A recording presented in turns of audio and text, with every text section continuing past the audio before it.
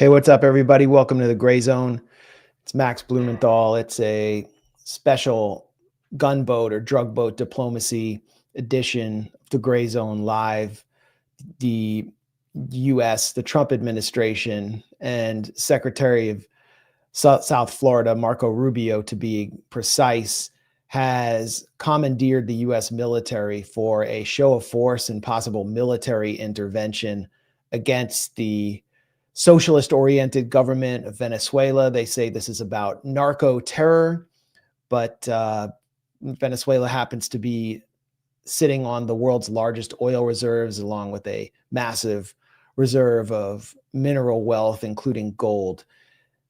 This is the latest escalation in a years-long regime change operation that has failed to dislodge Venezuela's government. And so to discuss this development and the extrajudicial U.S. targeting of a small boat along the Venezuelan coastline, which apparently killed 11 people who remain mostly unknown, we're going to be speaking to Diego Sequera of Mision Verdad in Venezuela, who is a longtime friend of the Grayzone and contributor.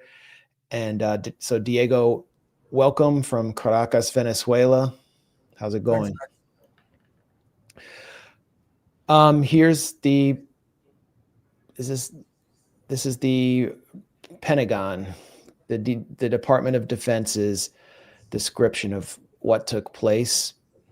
Earlier this morning, on my orders, U.S. military forces conducted a kinetic strike. This is September 2nd, against positively identified Tren de Aragua narco-terrorists in the Southcom area of responsibility, which is basically everywhere.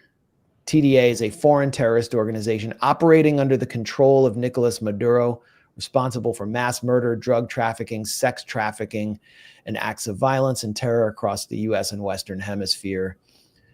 No U.S. forces were harmed in this strike, nor were any animals harmed in the production of this propaganda blitz. Beware. Thank you for this, this is the Trumpian part. Beware. Thank you for your attention to this matter. And this is what the strike looked like. And I know everyone in the U.S. feels safer now. No, for sure, especially if you actually, let's take for a minute, let's play with the fact that it's true, which I hardly can, but for a moment, let's think if that's the case. If that's the case, that must have been Eastern Venezuela, and it would have gone actually more to Europe than the U.S. So I think they're doing Europe's bid in that case, if it was the case. But still, I'm not sure. I mean, there's no actual proof, as you know, of the identity of the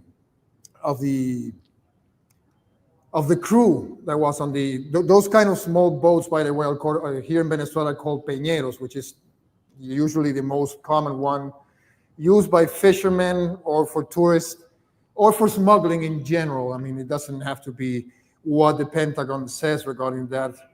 And in any case, I mean, we're talking about how 11 people on the boat, which you don't actually see 11 people there, but and if it would be a drug smuggling operation, you wouldn't need 11 people to occupy the whole space of the boat, because these aren't that large, to mix both things and not bring into logistical problems there, as in speed, as in weight, So lots of missing information here.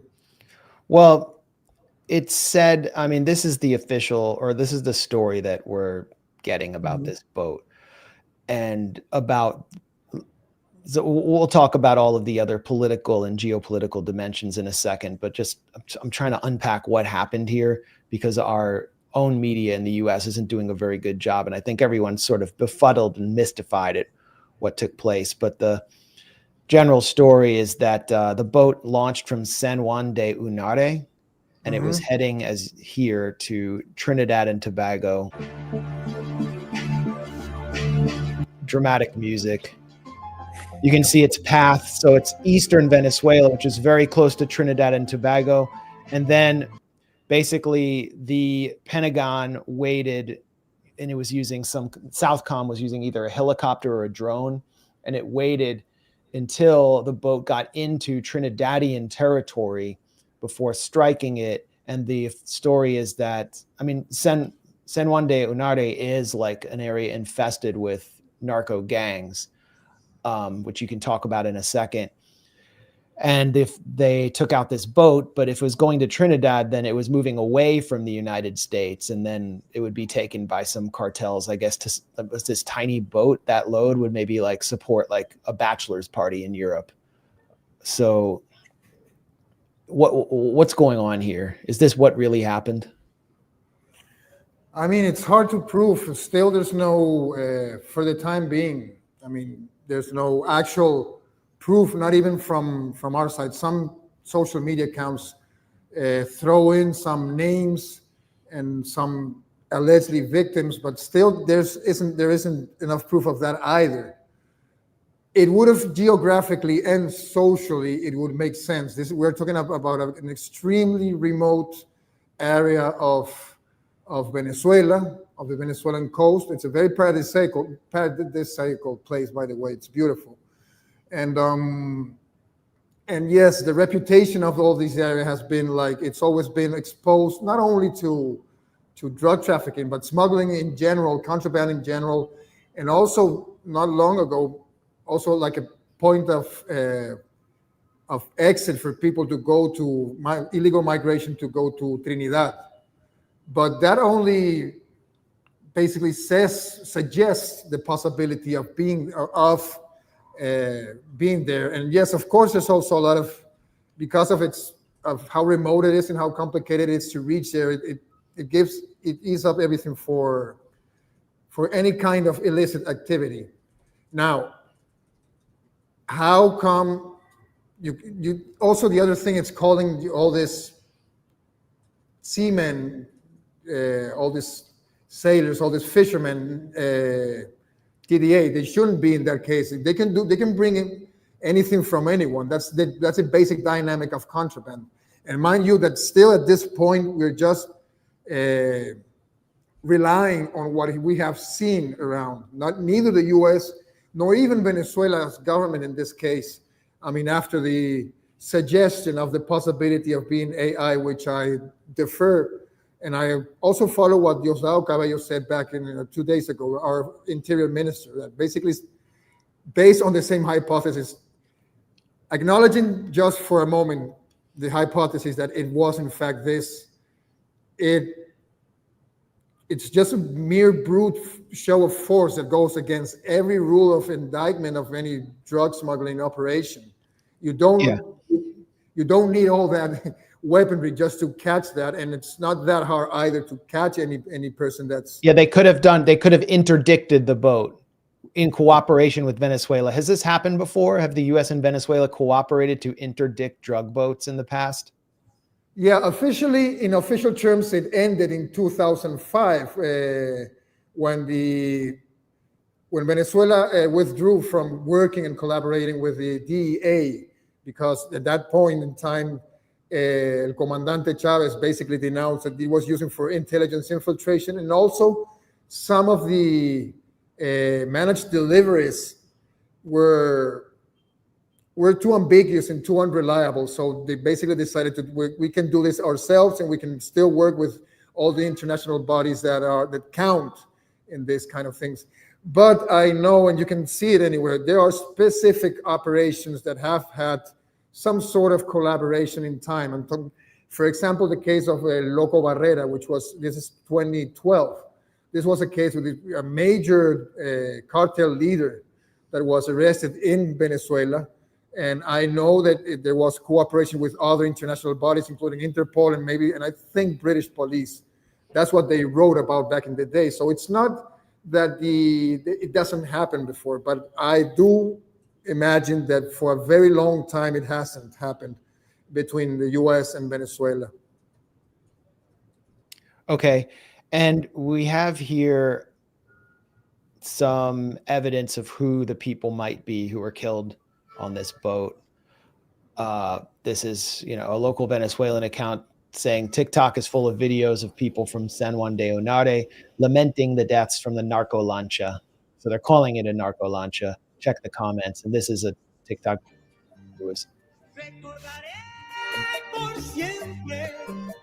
Yeah, that's a classic sentimental vallenato, Colombian music, which is and yeah, that'll get us demonetized. So I'm gonna have to. Yeah, exactly. It's widely popular here, and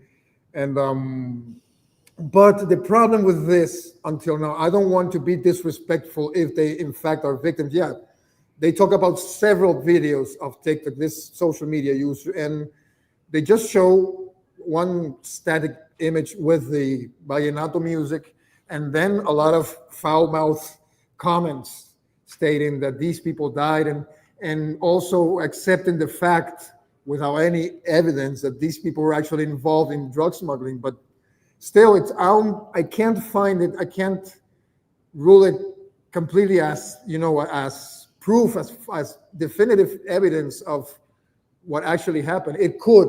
I mean, it's an extra layer of information that we can use, but it's still. And if you check out other social media accounts, if you pair us at least a little, I mean, the social media environment, there's not much other than what we're seeing right now. So you can't immediately rule out it was actual victims, which is quite possible. And this actually, regardless of everything else, it was a crime. But at the same time, you can also call it a psyop, a complementary element of all this. But who knows? I mean, we still have to wait. There's for more information to emerge and to actually have a more comprehensive picture of this specific clip. And it was, it was obviously a psyop, but psyops often build off reality. I mean, exactly. This is San Juan de Onare in like 2019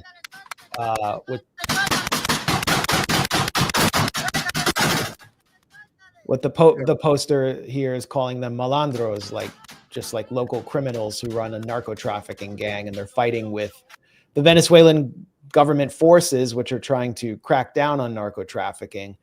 I think the psyop here gets into the bigger narrative, which is, yes, there is some narco-trafficking in that region, but is it connected to Nicolas Maduro? Is Maduro directing this? Is he trying to, as Juan Orlando Hernandez, a U.S. ally, the president of Honduras, said, shove the cocaine up the gringos' noses in order to destabilize our society in coalition with Iran and China and all the bad actors in the world?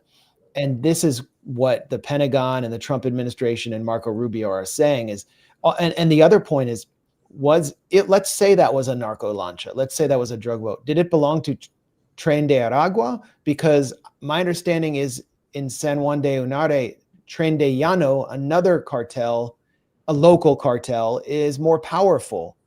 So would they even know it was TDA, which is the cartel that may not even exist anymore, that they're trying to connect directly to Maduro? Yeah, and Tren de Llano, it's more in the central plains of Venezuela, but yeah, they actually expanded through, from central Guárico state into the eastern part of Venezuela some years ago. That's a fact. I mean, there's no question there. And Tren de Llano was pretty active last year as part of the components of the color-coded unconventional warfare attempt during the aftermath of the election. So in that sense, what I'm saying here is Tren de Llano actually exists. It also has got an important beating the last month, but still. Also, you don't need all these big names. Sometimes they're just small groups that can do the bid for any other organization that's interested in moving something to the Eastern Caribbean and probably to Europe more than the US. I mean, there's no actual geographical sense of sending drugs from that point, because into the Eastern Caribbean up to the US, when the Atlantic, it's right there. And you can send it to all the bigger ships to send it or to Africa for that matter. And and also mind you that trenes, as in trains, are also the sum of all smaller organizations that build up and small cars that altogether become a tren. That's Yes. the actual origin of the definition of the name. So it doesn't even have to be one of either TDA, which I completely doubted in this case. Actually, TDA also, it's more history. I mean, all the sales of Tren de Aragua, the former Tren de Aragua, were actually more focused in migrant smuggling, which is a very, even sometimes even more easy and profitable than drug smuggling. And the other thing about this is that it could be anyone in that, for that matter. But also, one more time, there's no actual proof that this was actually a narco lancha, a narco boat, as they say. Maybe because of the 4 engines, that could prove something. But also, those kind of high-speed boats, they're also used for fishing. So we still haven't have the definitive take on this. And yes, part of it could be true. And yes, that doesn't mean that you're going to connect it directly to some sort of state effort, which is basically the baseline of the narrative of the whole Cartel de los Soles thing, which is like up to this point, it's like an on and off tag they use in time for the last 20 years. And if you can even go further back in time and to see that actually it's not a name that came during the Chavista years, but before that, during the Fourth Republic years, when there was no actual quarrel between the Venezuelan government and the United States. So you have to focus on that other element to see that. And also, there's no official body, international body, or government that actually follows this other than the people that are now being part of the weird, quote unquote, coalition of the willing that Marco Rubio is setting up. So here we are right now. It's uncertain. What I think it's really important here, Max, it's the rhetoric. It's the scaling up of rhetoric and the amounting into something worse after this. Remember that yesterday there was this also weird post by the, and unproven one yet, by the Pentagon saying that 2 Venezuelan airships got too close to one of the US destroyers near our shores, and they said it was a provocative action and they ought to be careful, kind of like the Magnum PI beware thing that Trump said on his own post.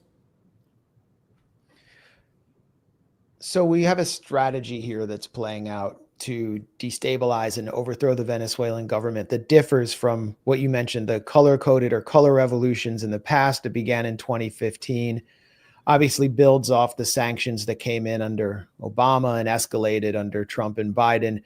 But it also reflects the failure of the strategy to recognize an alternative parallel government under Juan Guaido.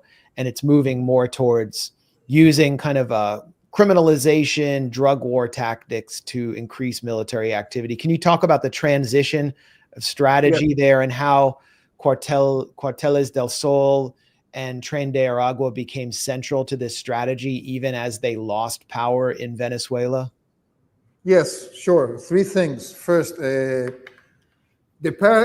actually, I am taking the opportunity to clarify a mistake I've made in previous interviews with Glenn Deason and then with Ahmad from Propaganda and Co., because I actually placed the paradigm shift regarding Venezuela in 2019, and that's a mistake. It was 2020. It was after, by the way, the Gideon operation, the Bay of Piglet operation, like you call it in the U.S., that there was this meeting that is written, that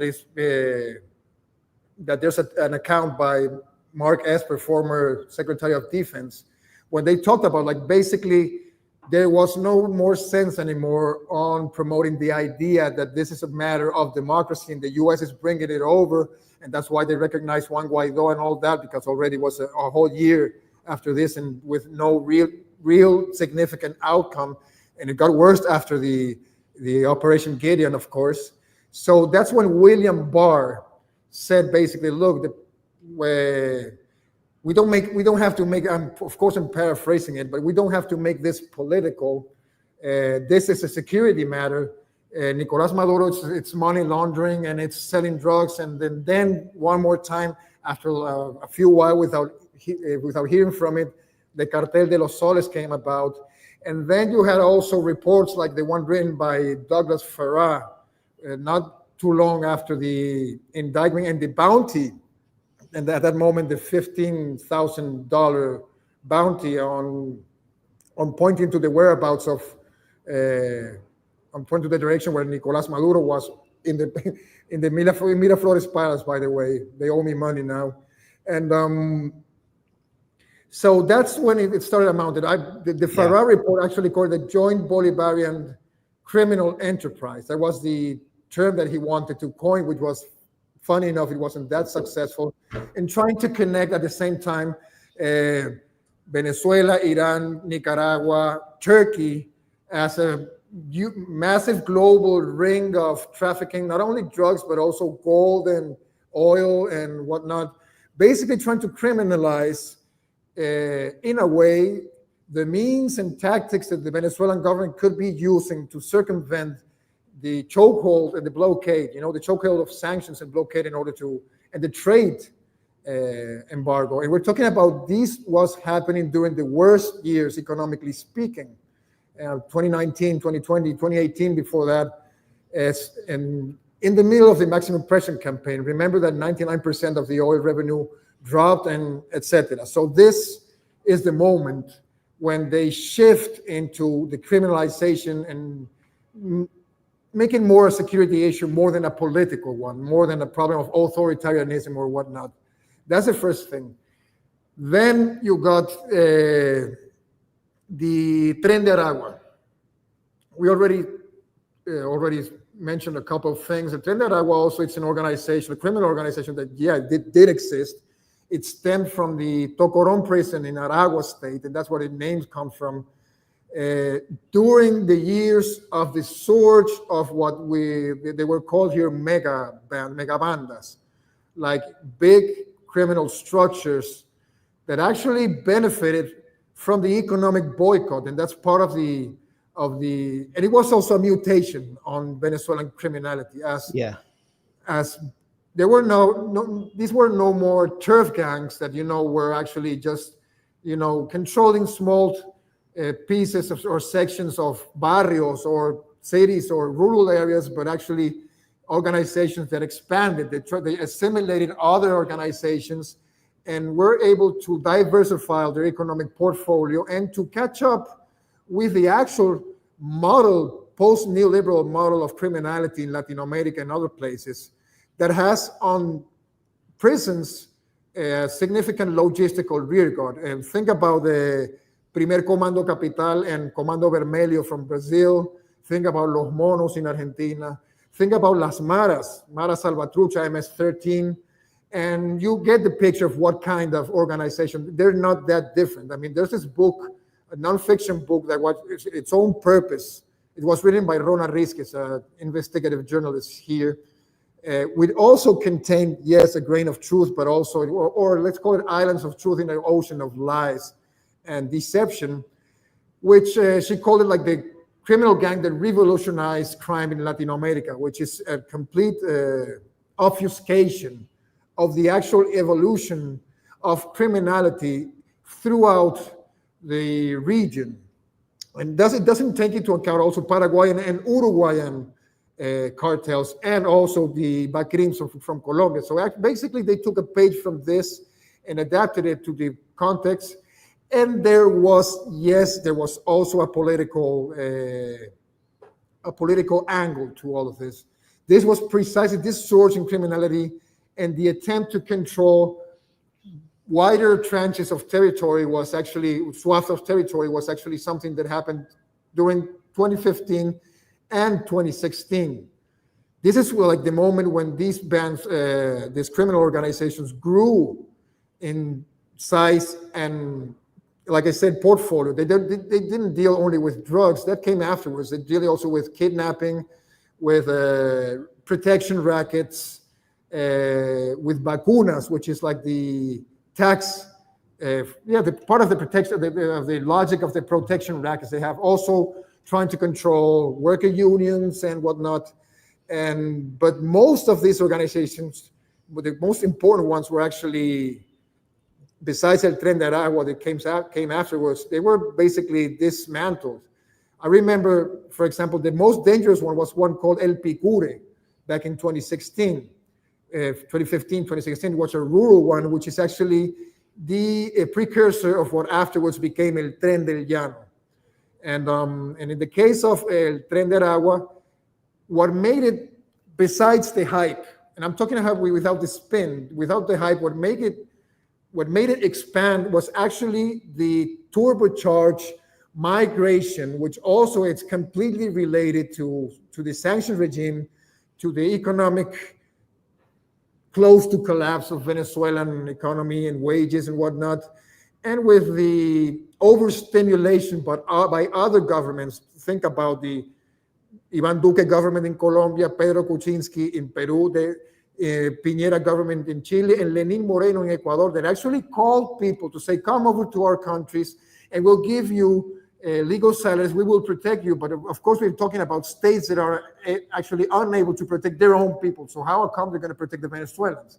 Which actually, in the long run, became a social problem and a xenophobic one that got to a very important point in 2020 during the pandemics, and how many of these people basically decided to leave this country by foot the same way they did.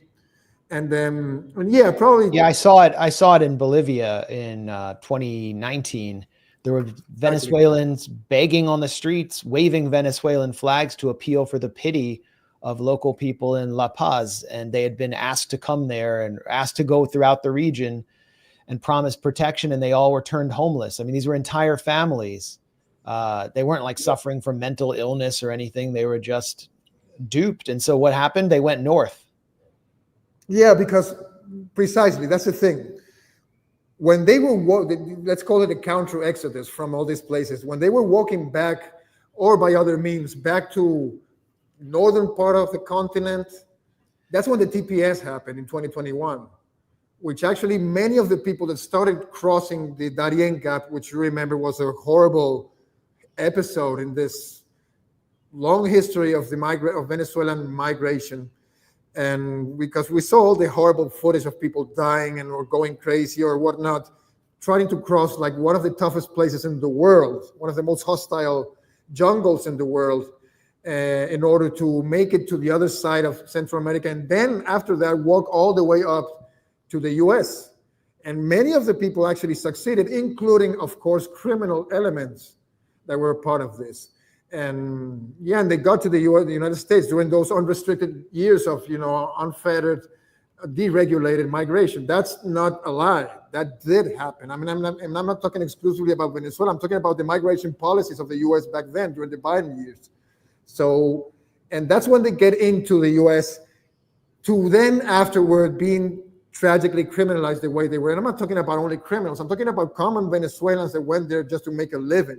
For whatever reason they did it. I mean, we have to be compassionate about that and to understand it, regardless of their own vision of the government. Many of those opinions probably have changed now that they've been risked by the Venezuelan government, or they've gone through the hell of Sequera, the maximum security prison in El Salvador, or even to Guantanamo. Many were sent to Guantanamo as well, and being afterwards rescued through negotiations with the U.S. between governments, between the Venezuelan government and the U.S. government, in order to bring them back to Venezuela, in order to even to deliver what the U.S. was asking regarding the Venezuelan migration back then. But it also it has been throughout all this decade a chip for negotiation. I mean, the value of the lives of these Venezuelans is near to zero, especially especially after Gaza. I mean, we're behind the Gaza paradigm now, where life of brown global South people are as worthless as anything else. But the overall point is that the U.S. destabilized Venezuela. William Brownfield, the ambassador, said, we want to destroy the Venezuelan economy and society. Like, they openly said it. They did it with sanctions, created a migrant wave, which could have easily been predicted, which was exacerbated by COVID and the controlled demolition of all of the economies, especially in the global South. TPS brought them in, helped bring Trump to power and so on, brings Rubio back. And all along, with the destabilization, Tren de Aragua was benefiting from the migrant trade. But at the same time, they were being dismantled in Venezuela, and their base of power was in the Venezuelan prisons. So, I mean, just really quickly, Tren de Aragua has no, I mean, this was a U.S. intelligence assessment. U.S. intelligence officials assessed that Tren de Aragua has no connection to Nicolas Maduro, that Maduro is not directing this gang, and that it had been mostly dismantled. And Tulsi Gabbard, who had opposed for her entire congressional career the whole U.S. regime change campaign against Venezuela, comes into the Trump administration after switching parties opportunistically and gets a job. I mean, she was kicked out of the Democratic Party, treated very badly. We all know that. Yes. But she then participates in this kind of stovepiping intelligence operation, sort of like the Venezuelan analog to the Office of Special Plans that the neocons ran ahead of the Iraq invasion, in which they stovepiped phony intelligence to the president and the public and got around the sort of so-called intelligence community because they were not assessing that Iraq had WMD. And what Tulsi did was she fired the intelligence officials who said Maduro had no connection to Tren de Aragua.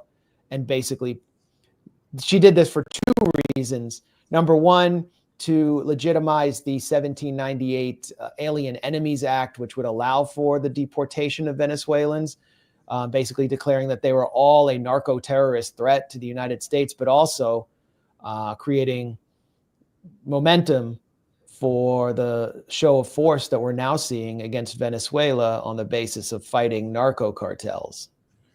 Mind you, Max, there are also something that's quite important here. It's a report you can trace it back, you can track it back to that. There's this report by the American Enterprise Institute, of course, which is the baseline assessment that has been repeated by the USG all this time.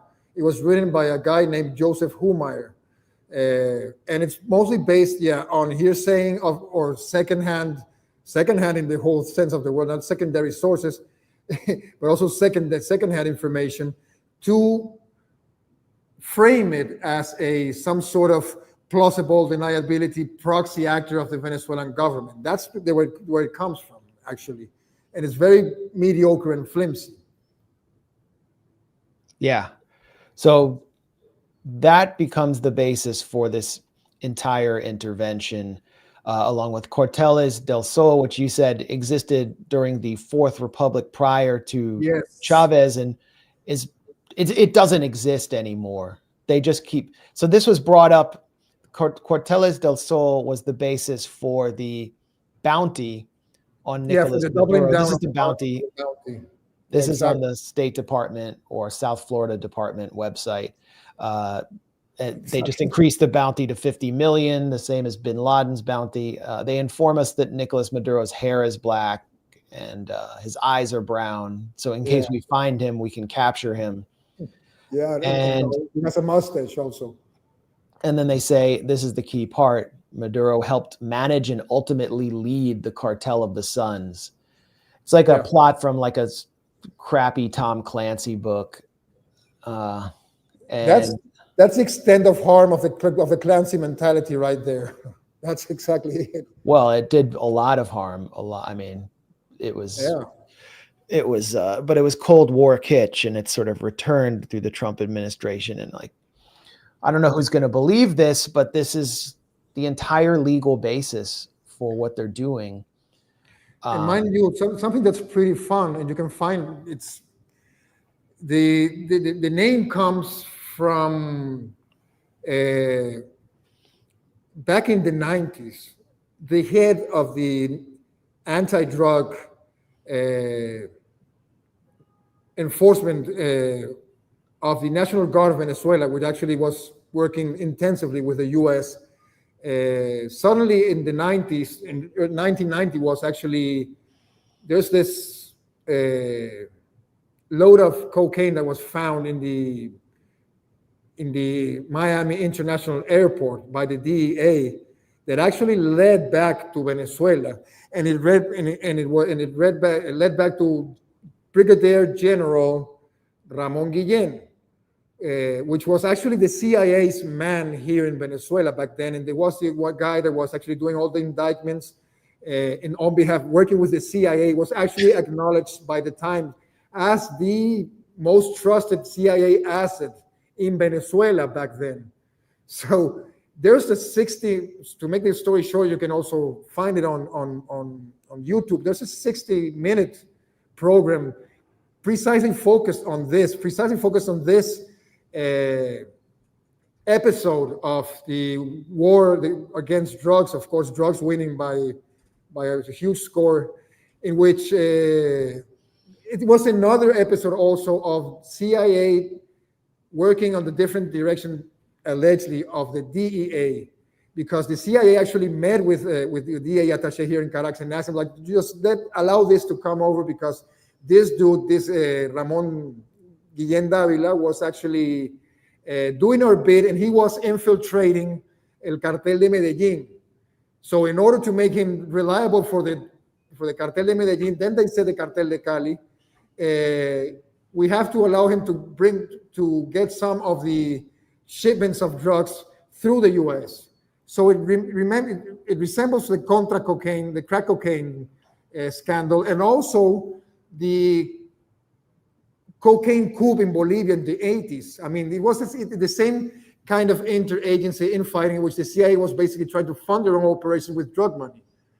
That, because of the emblem of those generals, which is a sun, it was called first El Cartel del Sol, in singular. So the name actually went offline until in 2005, when El Comandante decided to suspend all collaboration with the DEA. Suddenly the name appears named by this is from a Miami Herald reportage from those years, Miami Herald report from 2005, from a high-level diplomat based in Venezuela, which didn't want to disclose its name. They call it El Cartel de los Soles. This is the moment it reappears after all these years. And of course, the guy who said it was William Brownfield. Who else was going to say that at that moment? I mean, it was kind of stupid just to say it was someone else.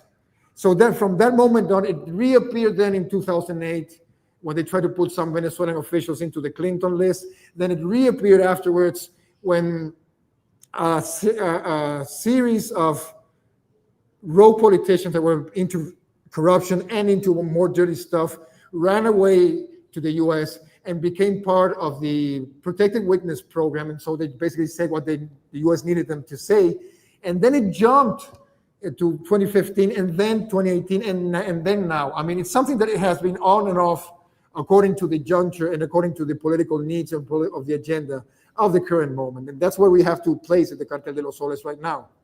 I'm not saying there's no corruption or there are not corrupt rogue elements inside whatever security structure in Venezuela, because it's too hard. I mean, the cartels have a lot of power, but only according to the UN, according to all serious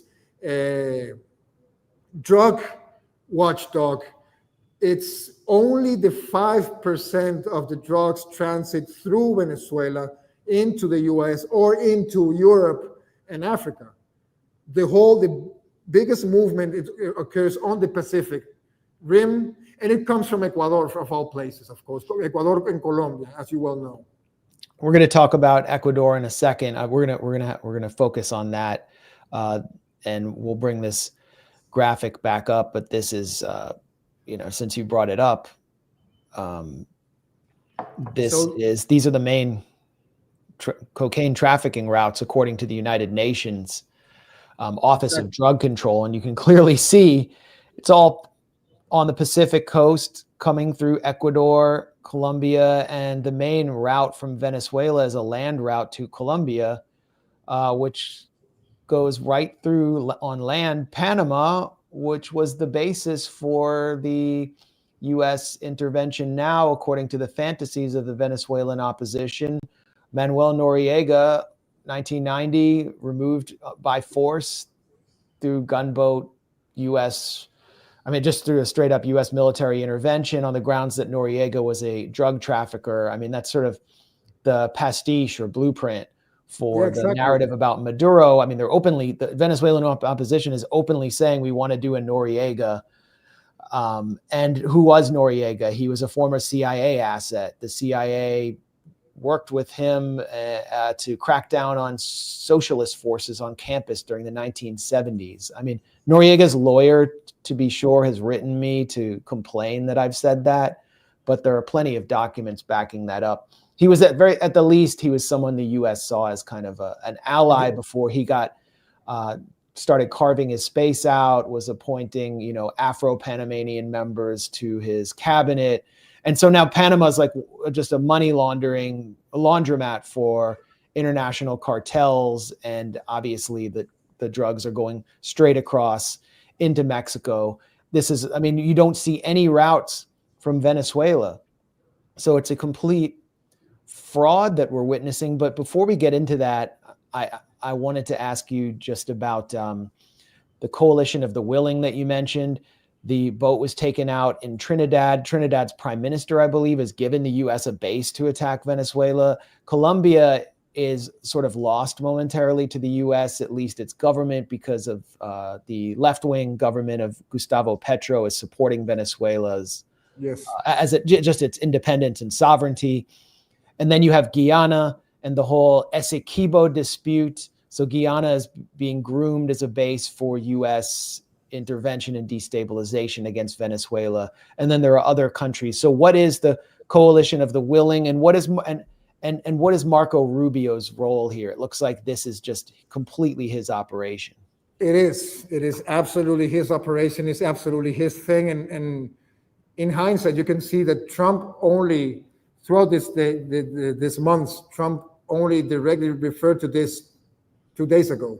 Not before that, it wasn't directly saying anything about Venezuela or saying anything about the narco-terrorism or whatever. It's all of this. It's a Rubio thing, absolutely. And Rubio and the Southern crazies, I think that's the way the Axios piece called them, are the ones that are very militant and interested in trying to to topple the Venezuelan government, which is like the strongest link inside the troika of tyranny, as Bolton phrased it back then, talking about Cuba, Nicaragua, and Venezuela. So, and this has been part of Rubio's rationale even before. There's a national interest piece he wrote right before he was nominated for Secretary of State, where he talks about the region and he talks about who are the friends and who are not, and how wonderful his friends are. And he includes, of course, Fangalí, Santiago Peña of Paraguay, and all of them. So what Rubio's doing right now, it's putting this into practice. And so the coalition of the willing now, it's basically built by Argentina, with Javier Milei's Argentina, Noboa's Ecuador, Santiago Peña's Paraguay, Trinidad and Tobago with this extremely pro-U.S. prime minister, Guyana, and just recently República Dominicana, Dominican Republic. And in this case, what they're actually doing right now, they're all designating El Cartel de los Soles as a narco-terrorist organization. It doesn't go further than that. And I don't think how relevant it's going to actually be. I mean, the GAO of Ecuador and Paraguay, two actual narco states, and in the case of Dominican Republic, which is like the largest capital laundromat in the whole Caribbean and the whole hemisphere, trying to join the fight against drugs. It's pretty funny. They're in the fight against drugs, but they're on the drug side, not on our side. So this is Essequibo. This is like a huge issue for Venezuela that a lot of people might not know about. It's an oil-rich region, and Guyana wants to claim it from Venezuela. There are court battles. There are some skirmishes, and this is why the U.S. is able to groom Guyana as kind of an enemy. And when it was right at the same moment, timing has to do with everything here.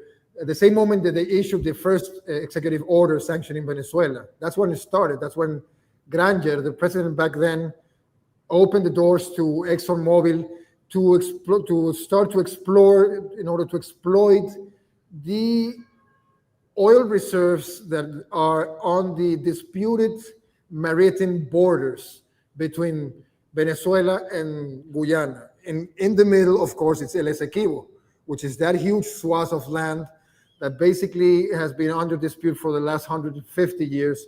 It was taken from Venezuela by the Brits, of course, and ever since it has been a long diplomatic and international legal battle that has been raging ever since, and it got to it was in very good terms during the Chavez years, but then suddenly it got weaponized in 2015 onward, as we've seen right now. And yes, there have been some skirmishes that try to sell it as as Venezuelan aggressions in the border and whatnot. And the U.S. is sending a lot of, logistics, agent, advisors to Guyana. And Rubio has also clearly stated that it would be unwise for the Venezuelan government to invade El Essequibo, which is not in the menu, and it's pretty stupid also. I mean, they are the one interested. Also, Mike Pompeo was a major lobbyist at some moment. He tried to put himself in the picture and try to lobby for the Guyanese government for a short while until he deservedly fall in disgrace.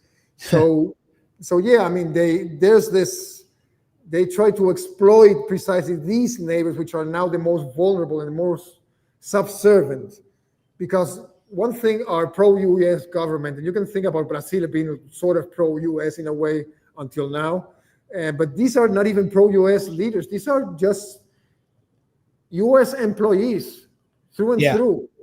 It's a different nature of these leaders right now. Yeah, like Bukele, for example. I mean, he's Exactly. basically being paid by the Trump administration as a jailer, sort of rent a jailer. He's paid by Trump Incorporated. Well, we're paying the U.S. taxpayer. There's been some new military action since the U.S. drone or helicopter strike on a boat supposedly carrying cocaine to a bachelor party in Europe or something. This is pretty dramatic. Venezuelan fighter jets flew over U.S. Navy ship in show of force. 2 armed Venezuelan F-16 fighter jets flew over the USS Jason Dunham on Thursday, according to multiple DoD officials who called it a show of force. This is an Aegis-guided missile destroyer. It's part of the flotilla, which has nuclear capacity, which is a violation, by the way, of the Treaty of Tlatelolco. Yeah. Tlatelolco. Yeah, I struggle with those Nahuatl words. It's not an easy one. And it looks like they didn't take any action, but do you know anything about this? And can you talk about Venezuela's military capabilities and its ability to deter a U.S. invasion before we talk about what the U.S. military objective might be? Yes. Well, first, I haven't seen anything else other than what the U.S. have been saying. I have to check, but I haven't seen any response from the government. But it clearly shows they're like trying to force all things to go into the escalation ladder from some way or another. That's what it seems to be here. There's no actual proof either. Neither if there was Venezuelan airships, where were the ships going, where were the ships at, and how close they reached, and especially if they were F-16s.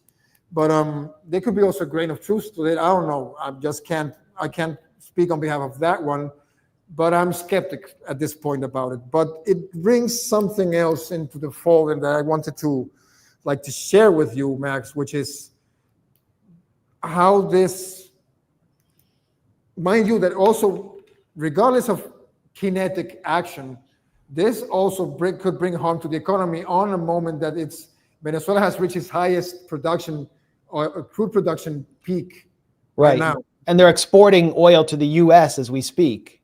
Exactly. So that it kind of seems that also part of the pressure, part of the juncture is basically to stop that of happening and allow Venezuela to improve itself, right? There's this report, It was published in June the 16th this year by a very weird Miami Strategic Intelligence Institute.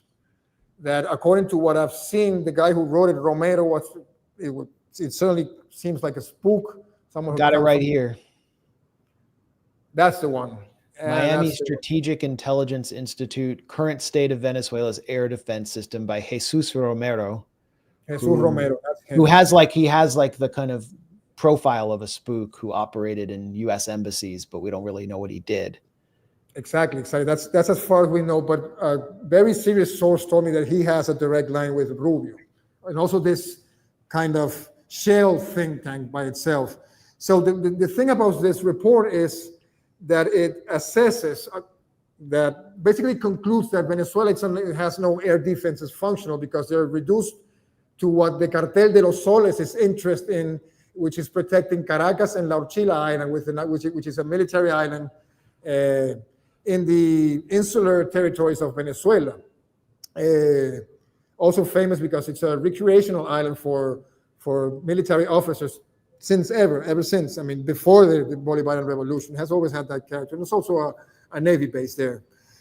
But the funny thing is that all the data they rely on, it's really outdated. And it's also built by, for example, they say Control Ciudadano, which was an NGO by Rocio San Miguel, currently in prison, by the way, who was always trying to spin all these subjects regarding the weaknesses or whatnot, or trying to even, right. They're claiming they have all these informants inside the Venezuelan military telling them that their anti-aircraft defenses have no radar coverage and no interception capability, and therefore the U.S. can just go whole hog and like bomb the crap out of Caracas. Not only that, I think the money quote for me, I wrote it because I think one of the main money quotes here is an organized opposition. I'm quoting from the report.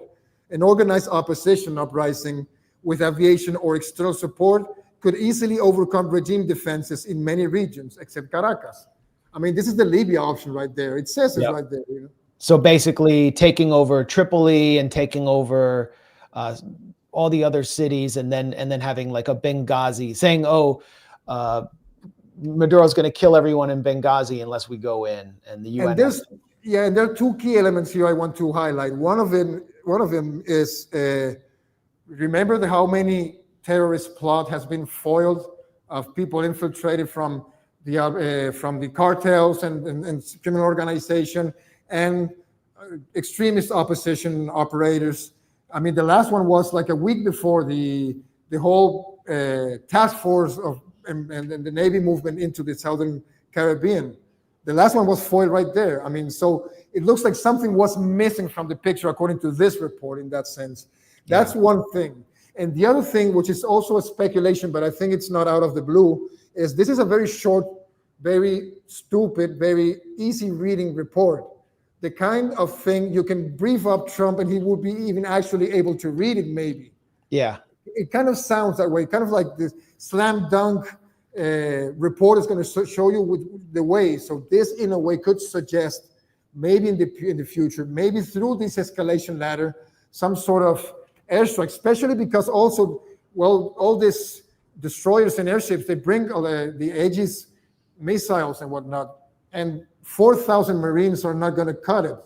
They're not going to be able to invade Venezuela. So it kind of brings this as a very tangible possibility. One of the worst, maybe surgical, maybe not. I don't know what's going to happen, but this is what they told Trump. This is what they told Trump about Juan Guaido, that he was going to be able to triumph through a military coup. And now look at where Juan Guaido is. Here he is at the U.S. Open.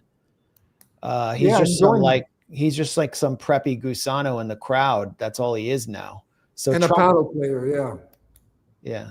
So Trump clearly sees this and says, are these guys telling me the truth? Well, we're going to just find out by sending some naval ships there, but anything can happen. Because that's another thing. I mean, Trump acknowledged, he was duped, and at least Esper writes about it back in the day. So that's also an explanation why you don't see Trump shaking any one of the Venezuelan opposition hand. He don't trust them. He don't trust any of them because they actually duped him back then. Yeah. Precisely because what you're mentioning.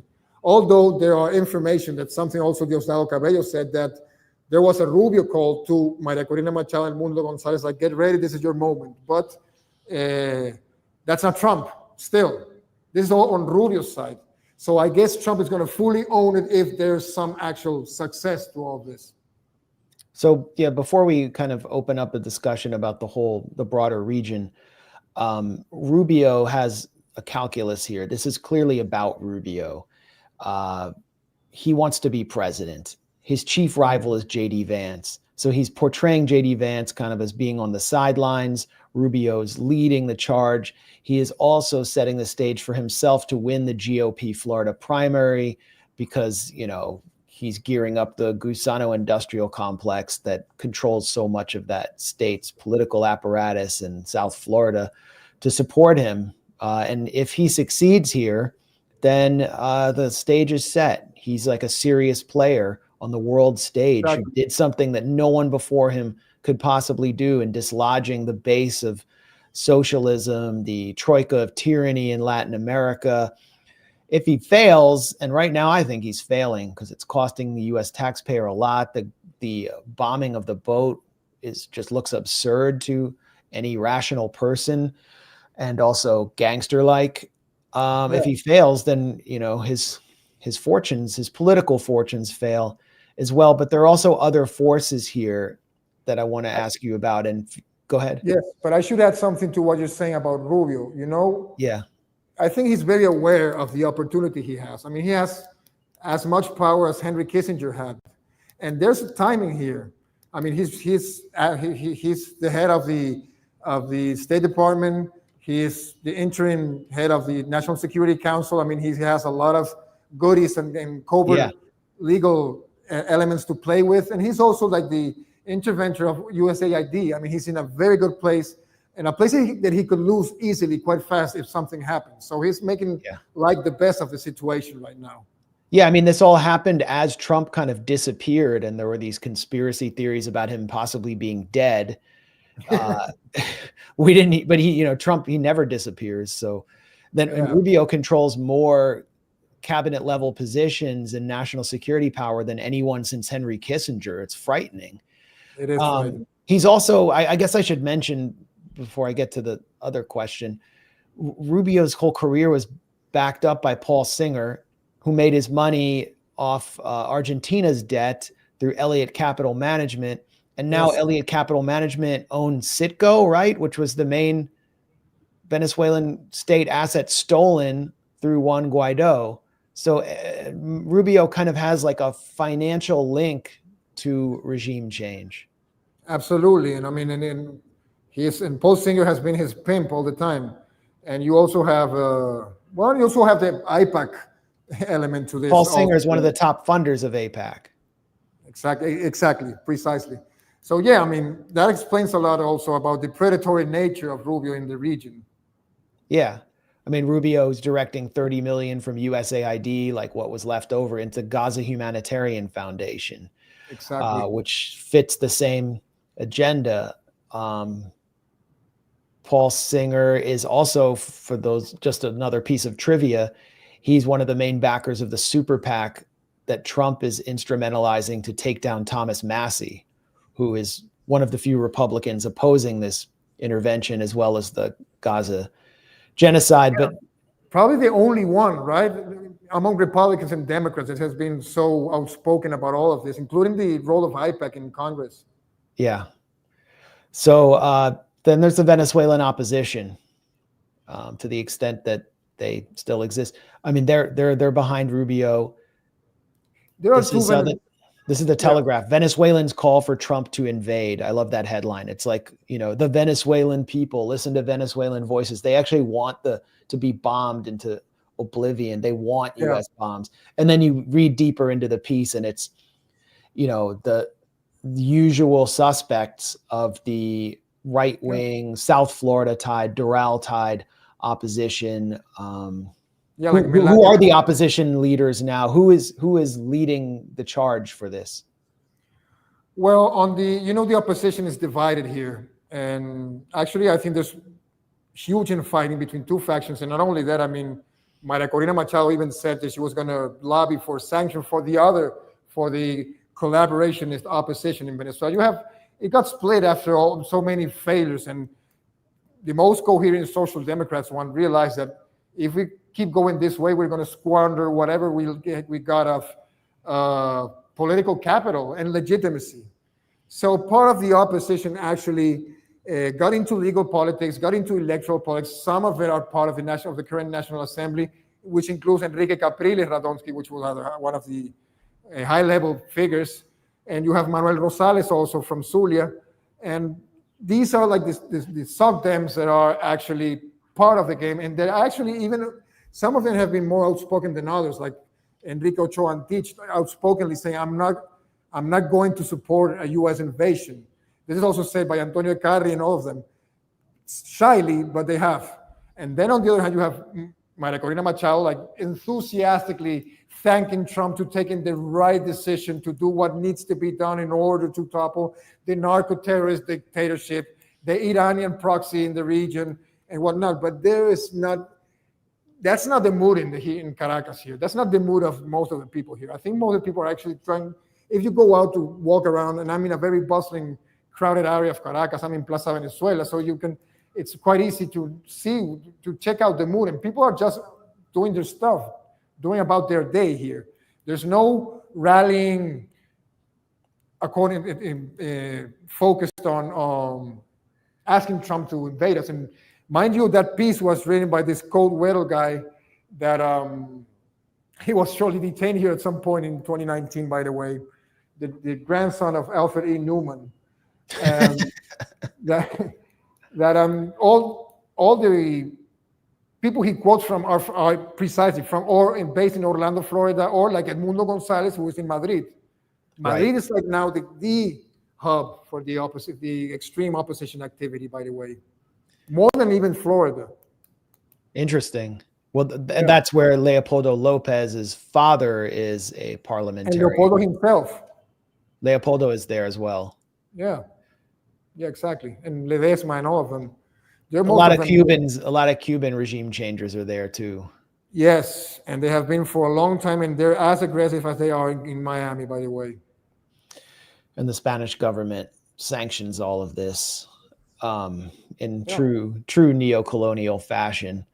Absolutely. Well, and final, just to put a exclamation point on it, Maria Corina Machado, it really looks like she's being sponsored by Trump Incorporated and has to do whatever he wants, and down to backing his policy of sadistically kidnapping migrants from Venezuela and putting them in Salvadoran torture camps. Because, I mean, it was just so obvious once Maria Corina Machado was running this campaign and then was replaced by Edmundo Gonzalez, Elon Musk suddenly, Mr. We'll coup whoever we want to get the lithium, suddenly pipes up for Venezuela, something he's never talked about before, and uses the communications platform he owns to beat the drum for Maria Corina Machado to take over.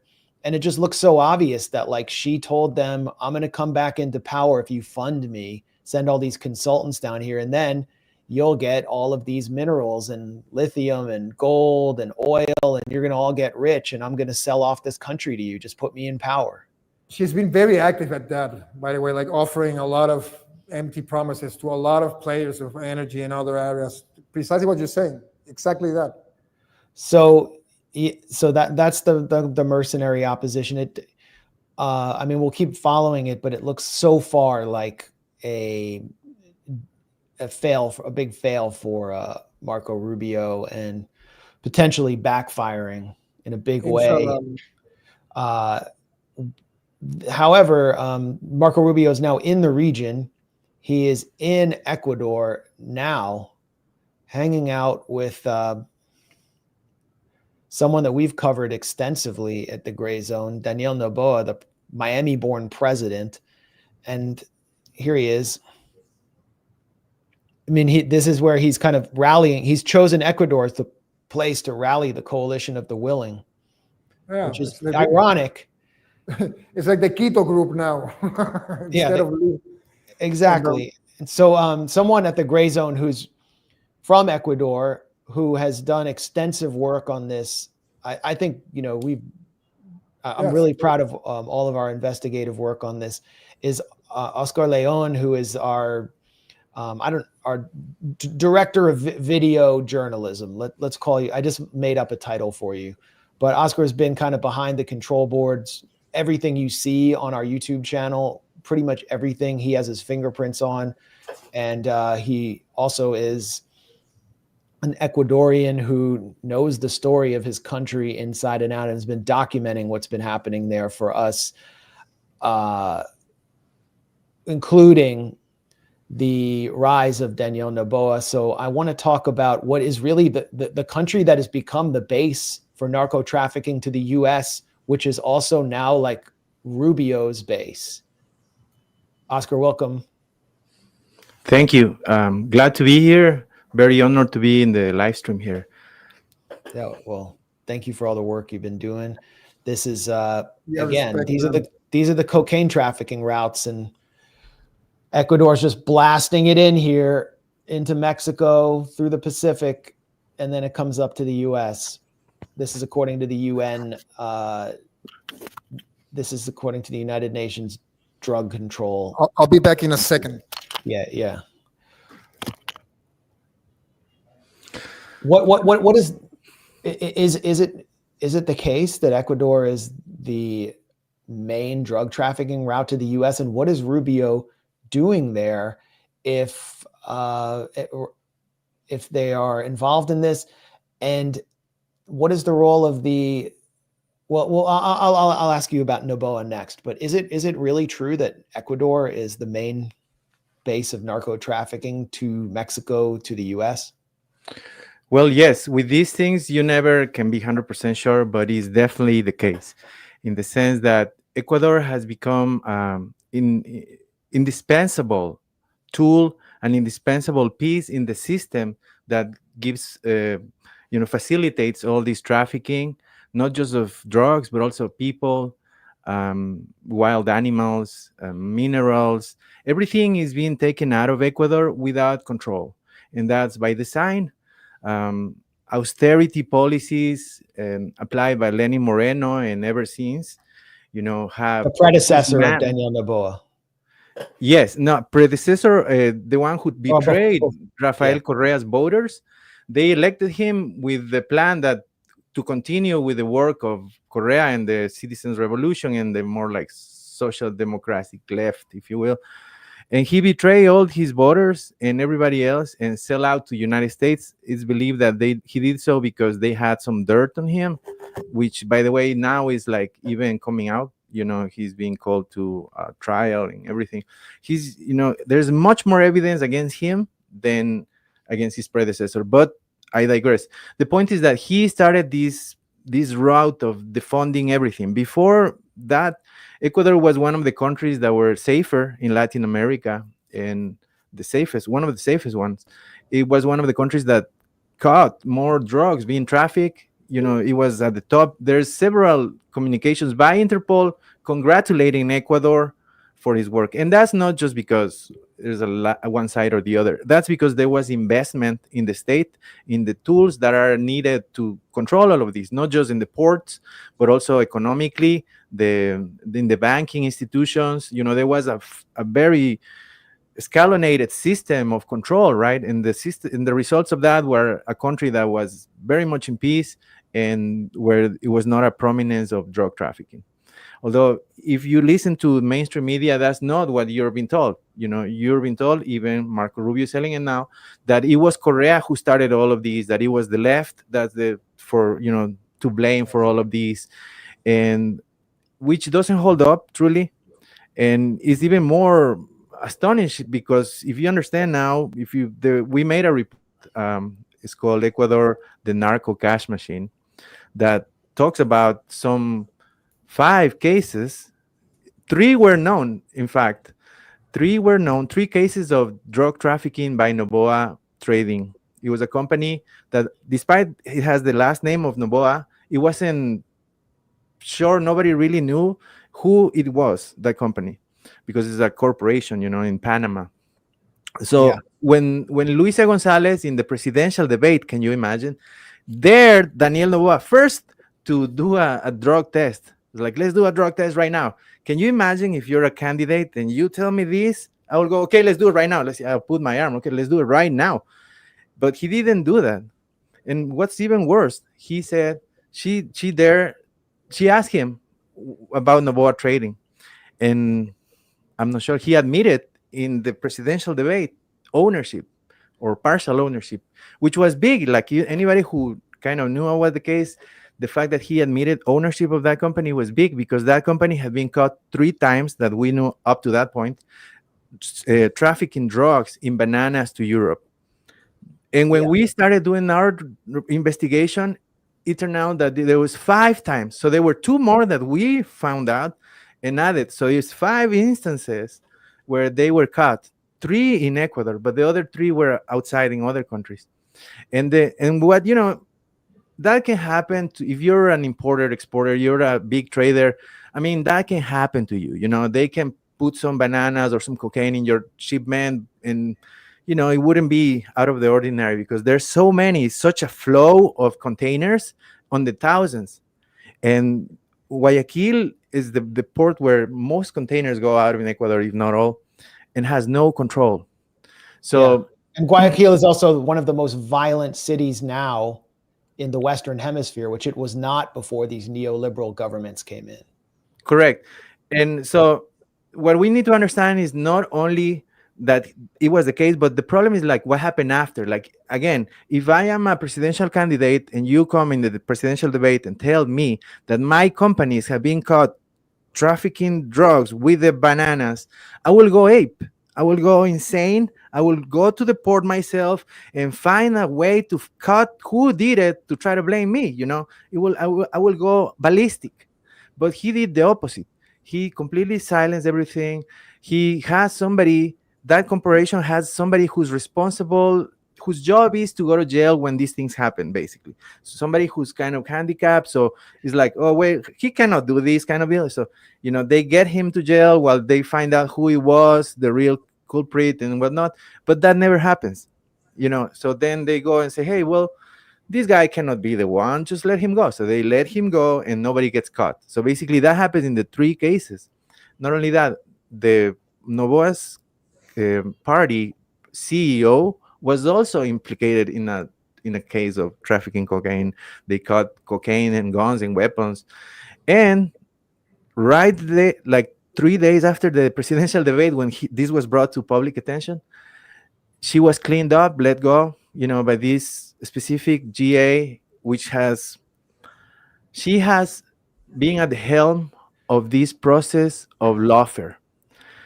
We had a famous interview with Atilio Boron where we kind of started talking about this for one of the first times. Atilio Boron being the Argentinian political scientist and intellectual, he's kind of like their Noam Chomsky. Yes.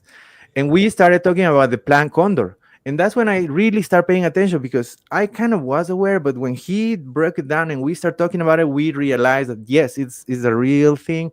Right now in South America, there's a Plan Condor 2.0. It's for sure. And the plan is not to send boots on the ground. The plan is to use the mainstream media and the justice system that's corrupted or biased. And between those two, use that and weaponize that to target the opposition, in this case, the workers, representation, however you want to name it, whether it's indigenous or urban worker, whatever party that's more in the nationalistic or workers' defense, they will target. And that's the new Plan Condor. It's just more subtle. Right. And so here is, well, I put on screen while you were talking just a mainstream media report from USA Today, as mainstream as it and corporate as it can get. But cocaine keeps showing up in banana shipments in Europe. Those are Bonita bananas. That's the family company of the Noboas that made Daniel Noboa a billionaire child of Miami. Like, it just keeps happening, but no one is putting the pieces together. And the Trump administration helped him steal the election against Luisa Gonzalez, and Marco Rubio is there rubbing shoulders with him. And here's one of the only, I think, English translations of that debate exchange that you mentioned, Oscar, from your incredible report, which you can find at the Grayzone. Bombshell investigation exposes Ecuador government cartel conspiracy. This is Luisa Gonzalez, and to his right is Daniel Noboa, the U.S. Trump, basically the Trump employee. To Noboa Trading.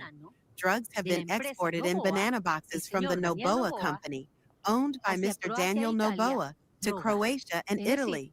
Drugs. So, the one making deals with you, or the mafias, is you, Mr. Noboa.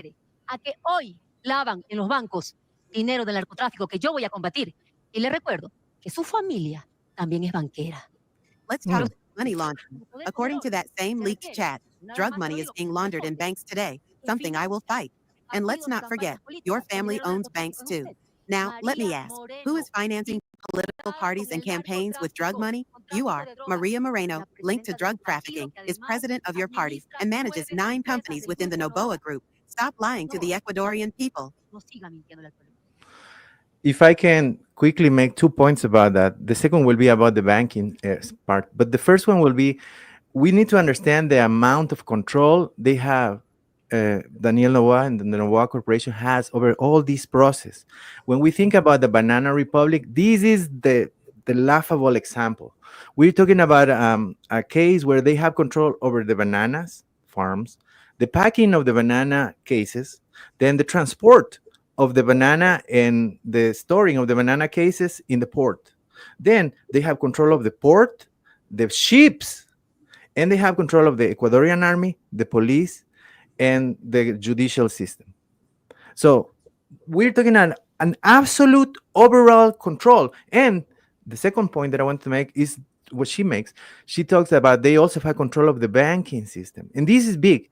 This, in the report that I absolutely 100% recommend people to see, to watch, sorry, we talk about this. And this is because between 2008 and 2010, the United States investigated Wachovia Bank because they bought the Casas de Cambio. And they use Casas de Cambio, which is little agencies where people go and change pesos for dollars and send pesos and dollars back and forth to the United States.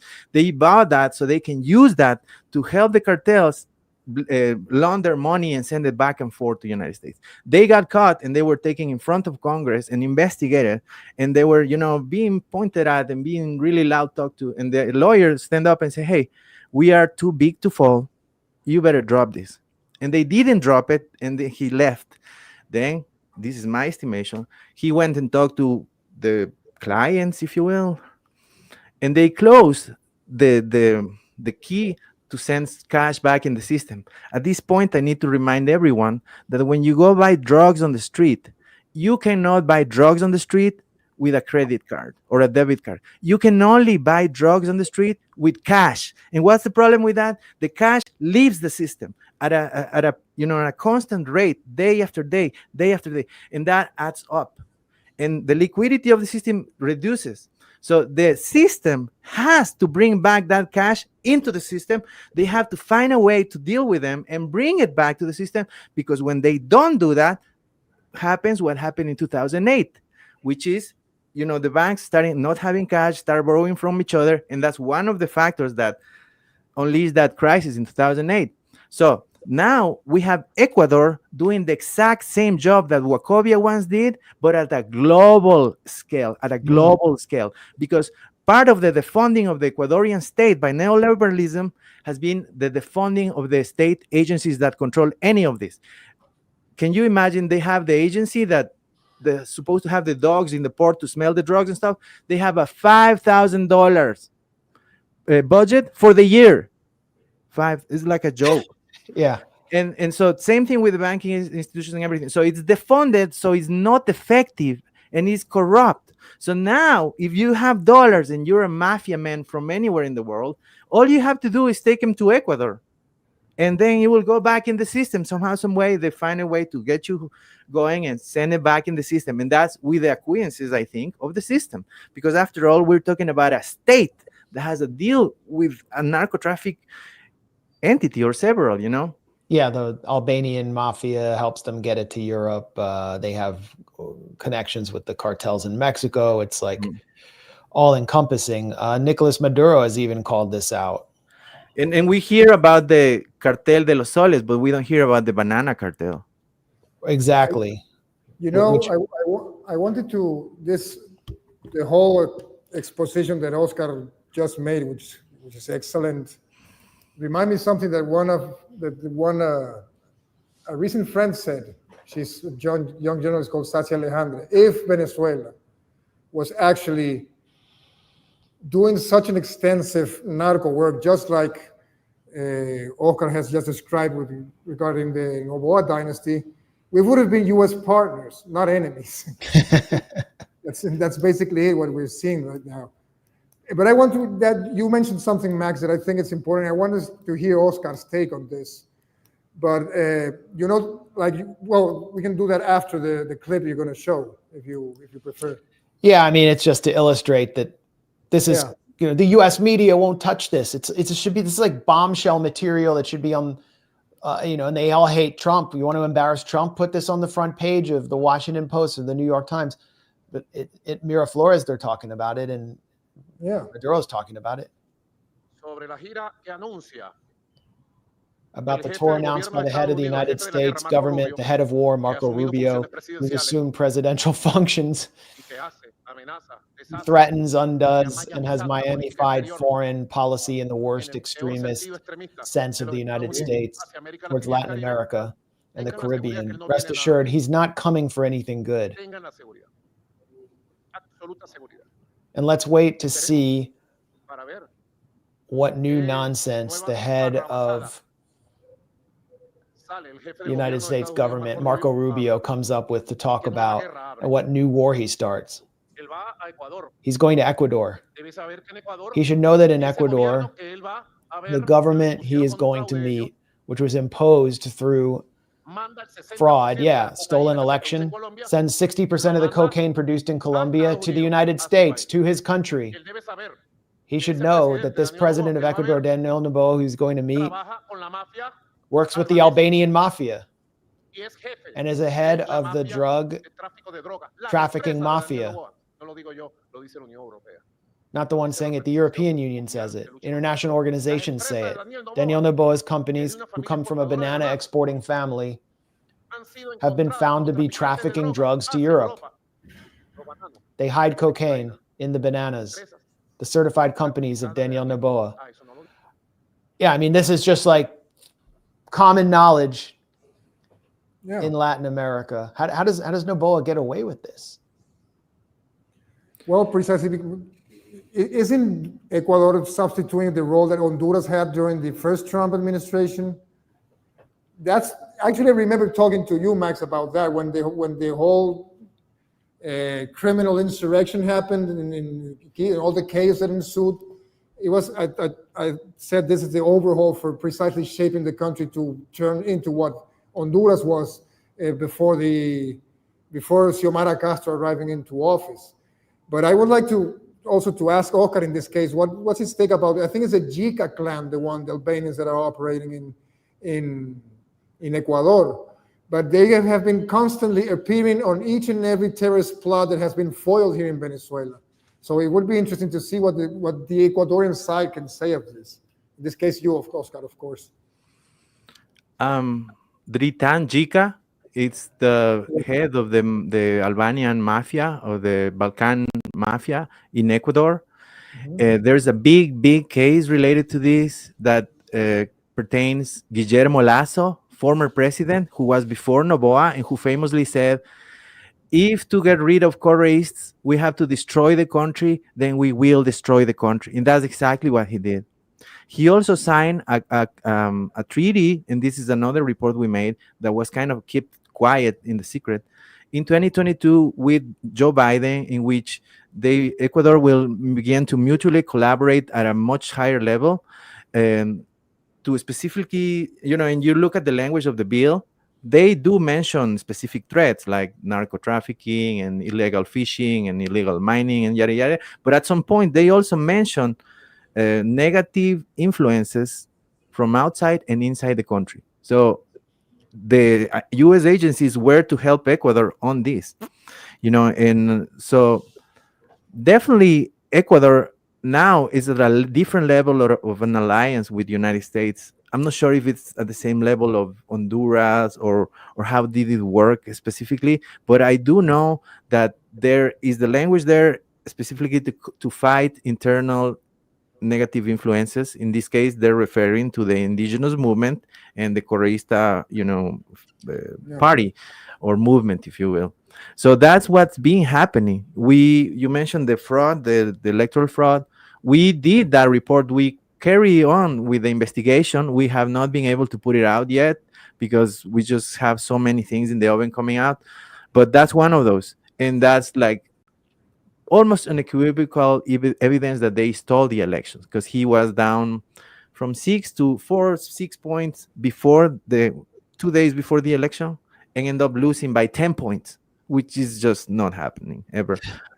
And so now you, sorry, and you a little earlier asked how is Noboa getting away with this, and this is because the Ecuadorian justice has been weaponized to a ridiculous degree, and they have used the weapons of the state, the tools of the state, to go after the opposition. And so famously, we did another report, you remember, where we uncovered a leak of chats. We were the first ones to get it, and those chats, specifically that GA, the general attorney in Ecuador, said that the Americans want Correa's head, and they don't want the Revolución Ciudadana to go back to power. That's obviously because if they do, then the treaty they signed with Lasso will die, and they will have to kind of de-escalate their ownership of Ecuador, But also because not only have the system and the justice system being weaponized to serve this faction against the other political faction instead of against the crime, but also they have the impunity of being, because Noboa is a very rare case.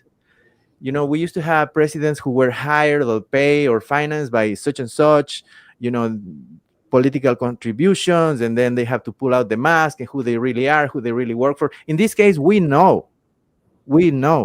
Noboa is the corporations. He is a corporate prince. He was not even born in Ecuador. He was born in Miami. He was born of a noble. It's like the local nobles, if you will. They're just businessmen that are, some have bad name, the way they got their fortune. But he is born in the lobby, and that's important. All these other countries that have been intervened by United States, like Venezuela, Syria, and these other countries, have been first lobbied inside Miami or other cities by the minorities, by the elites from said countries. So like the Venezuelan minority and elite is lobbying the United States so they can weaponize the country and go out, so same thing here, but to a degree that now the president of Ecuador is one of those who were doing the lobbying. The born in Miami, Right. His family is worth $1 billion. They own everything in Ecuador, and including Noboa Trading Company, which again was caught doing other stuff, and they also own the mining interest, which is very big, because the biggest problem they have in Ecuador is the mining conflict. And this is because the indigenous nationalities and the farmers want Ecuador, and most of the people want Ecuador to be a farming and in tourism oriented country. And that's what most people want. But a very small minority wants mining, like Noboa. And they have been attacking with the army and the state and the police, the communities, sometimes with paramilitaries, disappearing people.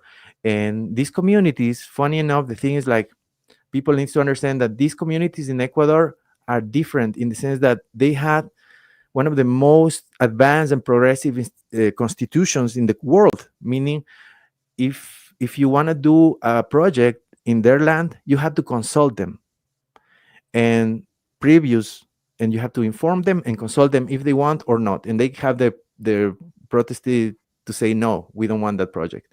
But all that has been ignored.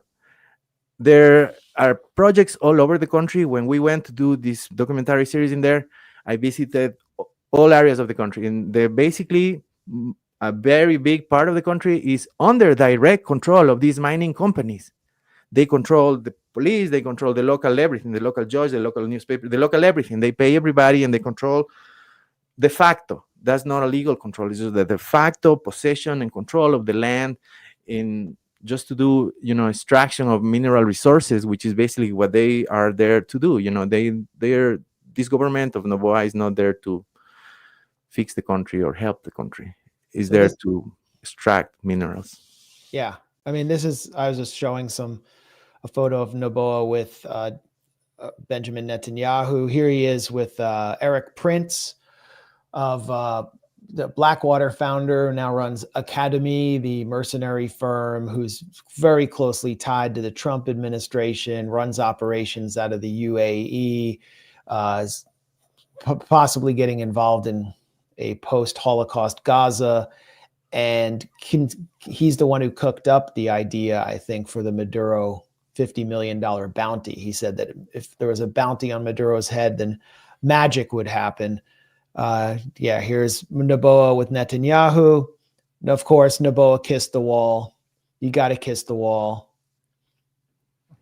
And here he is with the president of Israel, Isaac Herzog. This is just sort of part of the global hegemonic power structure that connects back to Trump's Washington in particular, and really signals that you are, aiming to be sort of a subsidiary of this system. And it sort of lifts the mask on what the project for Ecuador was post-Correa. We went through Lenin Moreno, then Guillermo Lasso, who was himself a billionaire banker. There was Rafael Correa now is in, I guess, Brussels. He's in exile. He can never go home. They'll arrest him. There was all this lawfare. He was also targeted for protecting Julian Assange. And it looks like Ecuador has been removed as one of these independent countries for maybe a generation. We also have seen in Bolivia the ouster of the left-wing Mas government after these feuds between Luis Arce and Evo Morales. And Argentina, a lawfare campaign took out Cristina Fernandez Kirchner, and now you have another Trump employee, Javier Milei, in power there. Oscar, you referred to this as kind of Operation Condor 2.0, which is refers to the program of the CIA to unite right-wing military juntas in Latin America to basically repress their domestic political opponents in united fashion, like Paraguay, Argentina, Chile under Pinochet. And now it appears that Rubio is in the region to kind of take this to another level. So I want you all to address the regional picture. What's the regional agenda here for Rubio? Because there are still some independent leftist-oriented governments, including in Brazil, although Lula's been pretty lame on Venezuela.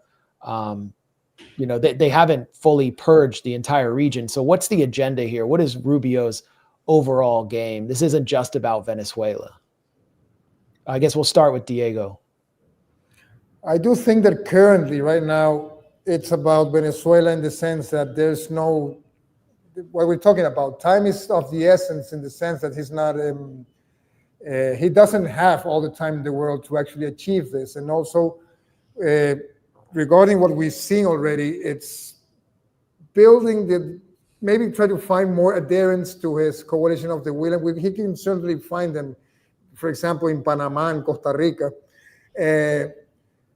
But also to further the isolation. There was this CELAC meeting, the Community of Latin American and Caribbean States, which of course neither Paraguay nor Ecuador nor Argentina, neither of them were, but Brazil was, and most of the Caribbean was, and most of Central America was also. Even Chile, which was a kind of a surprise in this case, and Colombia, which presides right now, they stated their concern of what they're going on. But it's part of a major overhaul. Like I've been saying, like we've been saying already, there's this paradigm shift regarding the perception of Latin America as not even a backyard. It's as an essential part of the imperial recovery or the rollback of decline in the sense of the capital repatriation and the industry. U.S. capital and industries coming back to the hemisphere, if they're not going to be able to relocate completely in the U.S. because of labor laws or tax laws or whatever, we have all these options in the region that can help you out, bring your U.S. corporation, because this is also part of our domestic policy. So we don't have Latin American presidents like the case of Noboa or Milei, but we have proconsuls here. These are people that represent our interests in here because this is a domestic issue. The wall has now become hemispheric. It's also a way to close it to multipolarity, to any kind of diversified relationship that other countries could have, like Venezuela in this case, or like Ecuador used to have before the Lenin Moreno betrayal and what came afterwards, of course. I don't know betrayal, but the Lenin Moreno plan, if you will. Oscar, you're working on a documentary about Javier Milei that will release at the Grayzone. It's a mega documentary. There's so much information in it about his background, his corruption, his ties to Trump, his ties to the Israel lobby, but he's another kind of providing another blueprint for Washington's control of the region behind the cover of an anarcho-capitalist taking a chainsaw to the supposed deep state. But what kind of success can this kind of leadership have throughout the region that exists basically to be employees of Trump Incorporated? And what is Rubio's agenda? What do you think Rubio's agenda is beyond just this show of force to Venezuela, since obviously he's in Ecuador for a reason? I think we need to understand that this is nothing new or recent. This is a process that responds to a challenge that was issued by the presidents of Latin America when they were in a strong position. So I remember I covered, when I work in Ecuador, the assumption of power by Rafael Correa. And I was there in the room when he was talking to Chavez, Evo. I can't remember the exact names. The group of Bachelet was there. So they were talking and they were concocting a plan where the South institutions were going to create an infrastructure of investment and development. They were going to create a South-to-South banking You're talking system. about UNASUR, Oscar, right? UNASUR. That was part of this, yes. UNASUR was more like a political, and CELAC were this political group, south to south. There was also educational branch of it. There was a military branch of it. But the important part is, was not just south to south in South America. It was south to south, South America and Africa. And Gaddafi was the man in the African part, in the African side of this. I remember I heard Chavez saying this myself.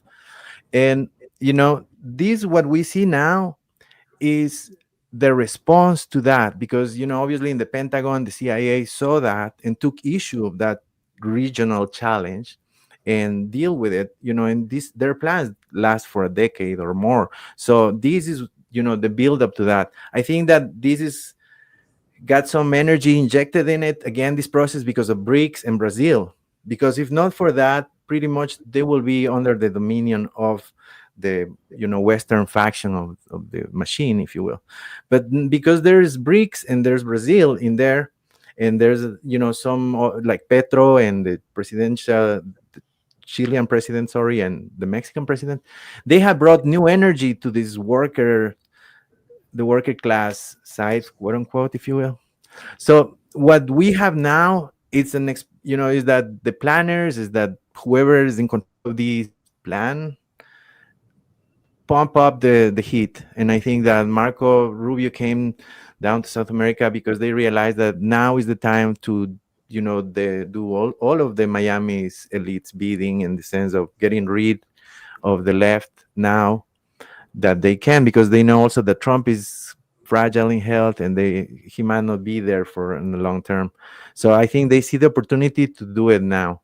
As far as Milei, Milei is the other kind of leader. We have Trump and Noboa being the rich men themselves, representing their kind of elite in the power. But now we have the other kind, which is like these kind of actors or or servants like we have Milei or we have Bukele and others.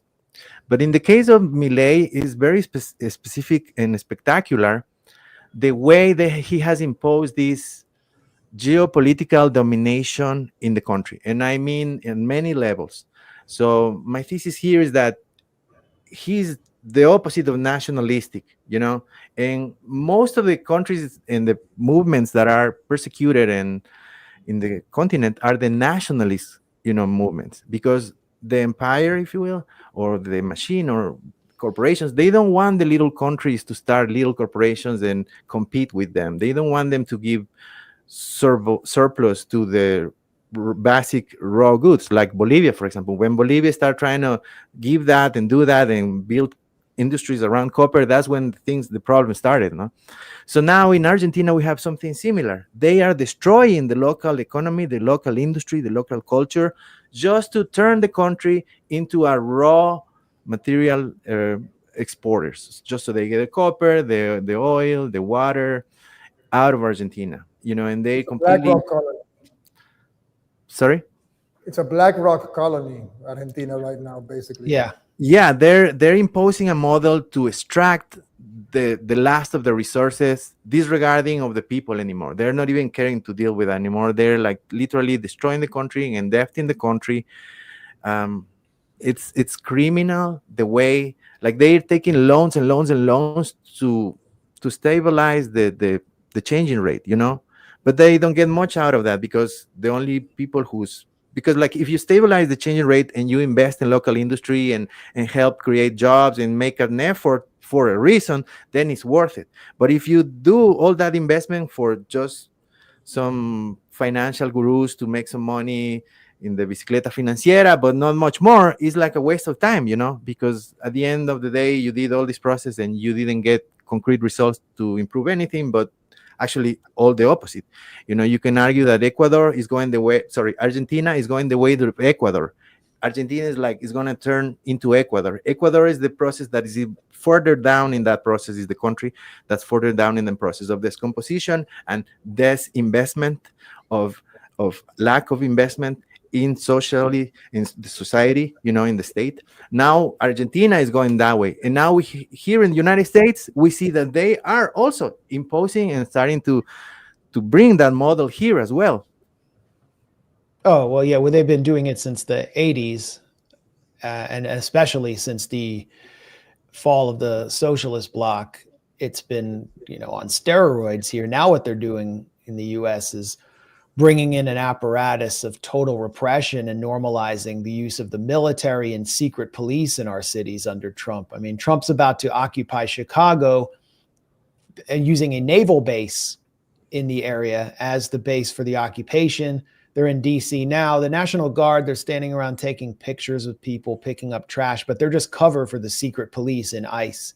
And ICE's objective is ostensibly immigration, but it has a much deeper objective that goes further beyond that relates to crushing dissent. So that's what I think the agenda is here. And it's a sort of it's a Palantir state. And you've documented, Oscar, how Javier Milei is setting up, has passed new anti-protest laws in expectation of protests against austerity, but he might be on his last legs. I mean, this was Javier Milei at a recent rally being pelted with stones.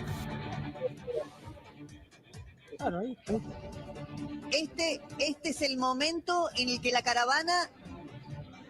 The people are not happy campers there as he sells off their gold, sells off all of their strategic assets.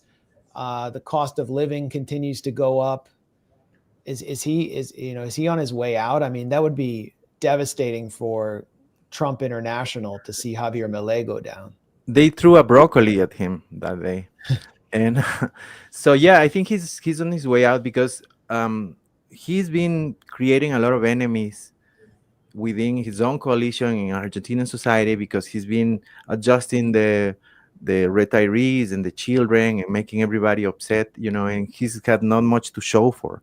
And on top of that, like the day after those images, a new scandal popped up, and it was basically Milei's best friend and lawyer and somebody who works with him on the regular. In fact, is the person who has gone the most into the pink house, which is like the White House, in the United States. In Argentina, they have the pink house. So he's the one who has gone there the most. It's called Diego Españolo. He talked. I'm not sure whether he initially wanted to, or he was just confiding to somebody and got recorded, or he was actually trying not to. But he basically said that he was warning Milei about the big corruption and that his own sister, Milei's sister, was involved in this. And then it's recorded that she takes 5% of every contract that's signed between the state and the providers that provide the handicap, basically. So she takes 5% of each of those contracts. And this is the second time Karina Milei is being outed as somebody who takes a direct bribe. You remember Hayden Mark Davis, the crypto scandal guy? He said, I give money to his sister and he's my bitch, or something like that. It was like some crazy language. So this is the second time this happened. And this time it's been not just one audio, but many others that come out. And funny enough, a few days after these leaks started, Milei used his brand new military dictator powers and put the censorship in all of these. There were even calls to arrest the journalists that pulled this out.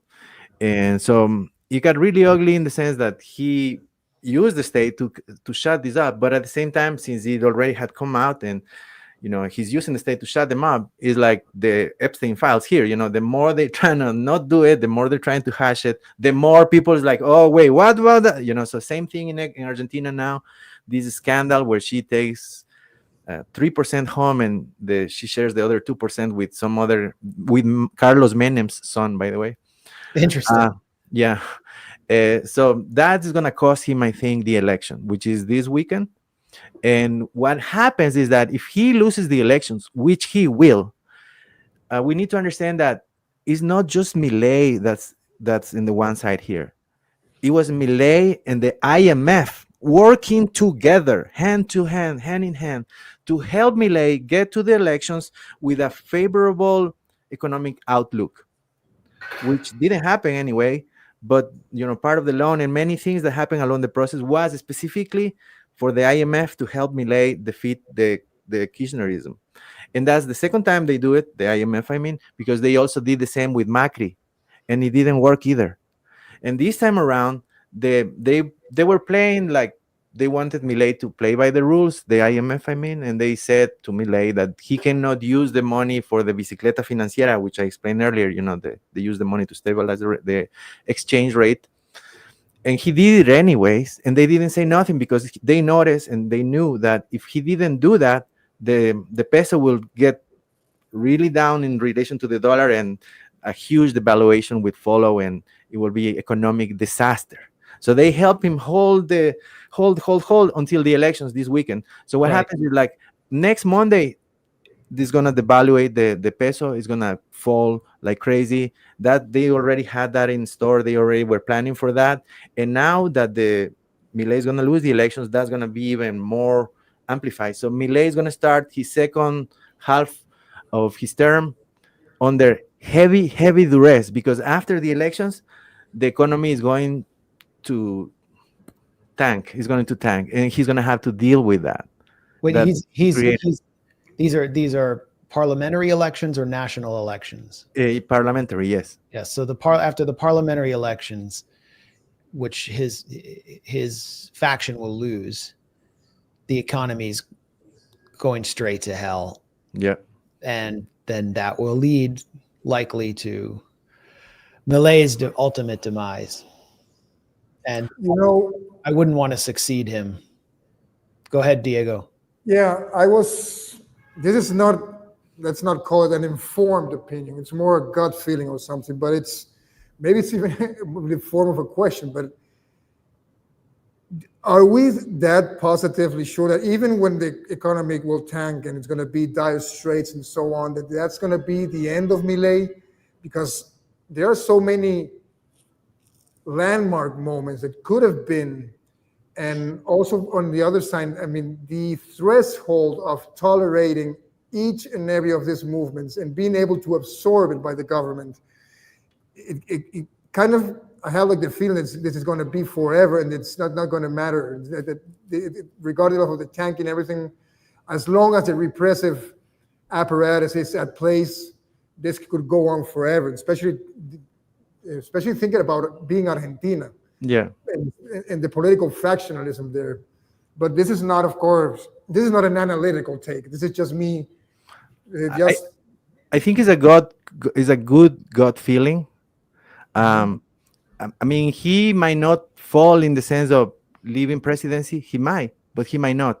But he might be severely handicapped for his second half because he was able to do what he was able to do in the first term because he had basically carte blanche, meaning that he had a Congress to sign for his stuff, and even the Peronists ended up working with him in certain things to facilitate things happening. That's why the working class and the working movements are angry at the Peronists. That's also in the documentary. But he without those factic powers of being able to rule by decree, Milei's scope of action was going to be really, really curtailed, and cut. But we have an element that we have to understand here. Milei is the economic tool, is the economic puppet, if you will, right? It's a bumper, yeah. It's right. Like a bumper. But you have Victoria Villarreal, who's the vice president. Is a different group's puppet. She is the puppet of the military that led the coup d'etat, that the dark network brutally and murder everybody and stole kids and torture everybody. She represents them. So if they go and get rid of Milei, she goes to power. It could be even worse because that's Videla basically back in power, and now they have these dictatorial powers. Something like here in the States, when Obama instituted these powers where any state agent can deem you a terrorist or a danger or a problem, and then they go and get you and nobody will know about it. All these powers in the hands of the Videla people. So this is why there's like a thing there, whether should we get rid of Milei? Should we not? Should we let him finish? Should we? Because it's a delicate dance, like you point out. Because also Milei's backers are very important people. I mean, not just the American empire and the corporations, the American corporations, but the Argentina establishment. The Zionists are very big in Argentina. We have Elstein. You have a number of the richest people in the country are from the Zionist movement, and they are straight strongly behind Milei. So we have those two important groups, the American and Western oriented society and establishment outside the Argentina, but also you have the Zionists and some everybody who believes in the military, in Videla and all of them, they are also behind Milei and Villarreal, obviously. So yes, add to that the fact that the justice, and I quote unquote justice in Argentina is kind of like the Ecuadorian justice. It's just who you want to win. I mean, what's good for you? I mean, pay me here or under the table. So that's how it works. Otherwise, Milei will have been cooked after the liver scandal. So in fact, in Argentina, they trust more something happening to Milei in the United States than in Argentina, for sure. So that could be the one thing that happens. So you have a great gut punch, but at the same time, he's going to be really harmed and hurt after these elections, I think. Diego, unless you want to add anything, I wanted to ask one last question. Yeah, I just wanted to add a horrible dark fun fact, but Victoria Villarreal uncle, which was a lieutenant colonel back then, was the head of one of the main guys at the Olimpo torture camp, and he was actually the guy who has been appointed to disappear Héctor Germano Oesterheld, Haroldo Conti, and Raimundo Gleiser. I mean, he's also he was like the intellectual killer kind of torture back then. Just to add that horrible fact to the and sorry, and they used to have a Ford Falcon, a green Ford Falcon, to take people to go and disappear them. And now they're using that. They're using the Ford Falcon. Not only one of the subjects of interview in our documentary took a picture inside of that.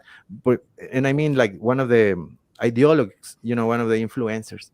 But also they are actually using, and I mean the state, they parked the green Ford Falcon outside Jorge Rial's house.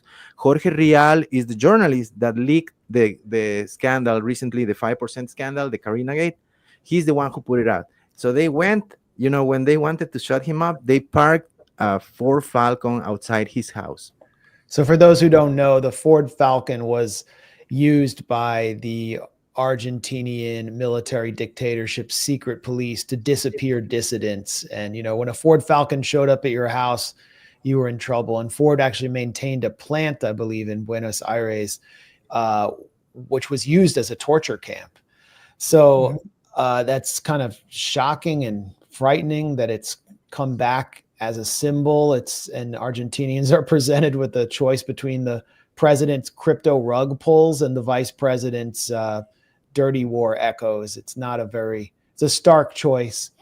My last question is just kind of a pivot, is about Mexico, which is under the government of a sort of center left figure, popular figure, Claudia Sheinbaum, who's continuing the legacy of AMLO and his Morena movement, which really shook up Mexican politics. And AMLO was really good at dealing with Trump, but now there's a lot of tension there, and it's also beyond Trump. Like, there are establishment forces in Washington that seem to want to remove Sheinbaum, and they're using and exploiting the kind of narco-terror classification that Venezuela got to justify these calls for U.S. military action in Mexico. So where do you see this going? I mean, this has been pushed by Republicans in Congress openly, like Eye Patch McCain, Dan Crenshaw, calling for airstrikes on cartels in Mexico. Obviously, it's not about the cartels. It's about like destabilizing this government in Mexico and establishing a U.S. foothold there. So where do you see this going, starting with you, Diego? Sheinbaum, it seems, regarding the narco thing, she's been playing it quite smart. For example, each and every time that the heat is like coming up, she just basically sends a huge batch of narco drug lords that are actually, they weren't extradited before. So she just, and this is unprecedented in Mexican politics and security policy. They didn't used to, unless it was too much, like El Chapo, or well, El Mayo Zambada is different because he was set up. But she's basically like showing she doesn't care and she doesn't worry about what they could say or not say. She basically sends all these huge groups of Mexican drug, even Gallardo and Carrillo, the first ones from the Guadalajara cartel. They just send them to the U.S. and in order to blow up steam of this and like take it part of the argument from the USG in that sense. But I think she has been also very smart in micromanaging the situation. I mean, it's like from small juncture to another small juncture, she has been able to not getting, too bullied or too overwhelmed by the US government. I think she's playing it quite smart, to be honest, and also upholding the Estrada doctrine, which is like the basis of her stating that we are not going to mess into any other's internal affairs. But not only that, I mean, she has also been quite important in just stating, no, it's not, there's no proof about what they're saying about Venezuela and all the accusations regarding the drug dealing. And it's still, she is in a very complex situation because the opposition, the Regiomontano opposition, the hard capital from the PRIAN, from the bipartisan of PRI and PAN and even the PRD, they're becoming quite more proactive on bringing the U.S. into Mexico in many shapes and forms. So she's also now facing a debased, unsovereign, comprador, subdued political class that are as willful as Maria Corina Machado, as willful as the Noboa clan or Milei to just deliver the country for the U.S. So it's a very tough position regarding this. And also it's the no pun intended, but the whole narco thing is just a huge gray zone that anything can happen also. That's pretty complicated. So, but I think she's playing it quite smart, at least to this point. Oscar. I want to bring a quote. I can't remember exactly who is the one who issued it, but it was something like, the more drugs, the less communism. And that seems to be a current, a plan, a thing. Like if you look at it, where in Bolivia, for example, when they killed Che Guevara at that time, when there was social movement started, the drugs also started. And everywhere you go, there seems to be that kind of relation where the drugs are linked to our movements that are like the Contras, the Iran Contras case, or the paramilitary in Colombia, right? Or well, the FBI deliberately brought in heroin into American inner cities in the early 70s to neutralize the Black Panthers. Yeah, I mean, even you can go and watch the series in Netflix called Narcos. Even there, they show you a moment where the CIA guys makes a deal with Miguel Arellano Felix, and so what I'm trying to say is that the United States makes it so and tries to make it look like is the narcos always against us, and it's with these countries like the Chavez and the communists that are coming for us. But if you really start breaking it down, that's not necessarily the case. A lot of the times it's the states that are involved. We can remember Juan Orlando Hernandez. You mentioned Honduras a little earlier. Yeah. He was the president of Honduras for a decade, and his brother ended up in jail first, but then he ended up in jail because they were trafficking cocaine. And these things are known. It's just that they're known until they're useful, and then when they cease to be useful, then maybe something will happen. And Juan Orlando Hernandez was useful because he was opposed to Nicaragua, and he was opposed to Venezuela, and he was opposed to the socialist governments. The more drugs, the less communism. There you go. So in this case, I think that there's another factor there as well, is the geopolitical factor, in the sense of Mexico and Canada are taking a bit of a step outside the U.S. sphere of influence, forced by Trump, but they are. So now you have Mexico that could evolve into a bit of a more powerful country, if you bypass the United States, start talking to Canada, is the door to Latin America, you can deal with Chinese and others. It's a bit of a door to United States as well. So it has favorable conditions for it to become a more powerful country, and even more so if it's managed in a more nationalistic way, like they say, America first, Mexico first. If somebody comes to start doing Mexico first, which is what Sheinbaum is doing, by the way, that's when the problems start. And so I think that there's another case, or where let's apply the old formula. This is Sheinbaum communism. Let's use the narco. Let's use the drugs. We know it's there. So that's a good and perfect way to start a problem, to throw a wrench in there.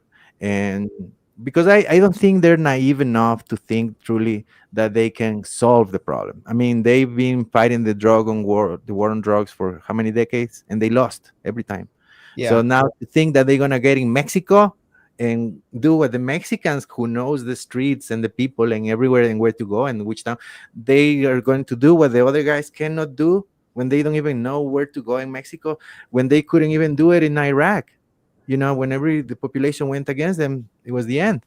So here we have a similar case, and I think it could be, the intention could be to quell, the geopolitical power or potential that Mexico has, Definitely. And that's a great way of wrapping up this really impressive discussion, in which we heard from Diego Sequera of Mision Verdad. For those of you who don't speak Spanish, it's Mission Truth. You can find it at if you Mision Verdad, and Diego's all over the place now, because he's I think one of the most important voices explaining in a really deep analytical way what's happening with Venezuela and this U.S. show of force. And Oscar, as I said before, Oscar Leon is pretty much behind the boards on everything we do at the Grayzone. and is working on a full-length documentary about Javier Milei that should be out soon, and has done incredible work on Ecuador. So thanks a lot for volunteering your analysis, Oscar. We will be back next week, but I've got some incredible interviews lined up that I've recorded, including one on Syria that I think will be highly unexpected and extremely informative. I don't want to sell out the surprise, but I think it's going to be a fascinating interview we're working on. Amazing. Producing, and we're working on a new documentary about Iran as well, right, Oscar? That's sort of been like endless, but we're going to get it out there. So yeah, we continue to punch above our weight here at the Grayzone. We're poco pero loco, and I think if anything escalates, Diego will be calling you back. You'll get like the red phone will ring at 4 a.m. or the gray phone. Anytime, man. Thank you so much for this. And thank you all for watching this and for subscribing and liking this stream, since we are algorithmically suppressed, and supporting in any way you see fit. We'll see you again very soon. Peace. Glad to be with you guys. Thanks a lot. Thank you, man. All the best. Great work. Thank you.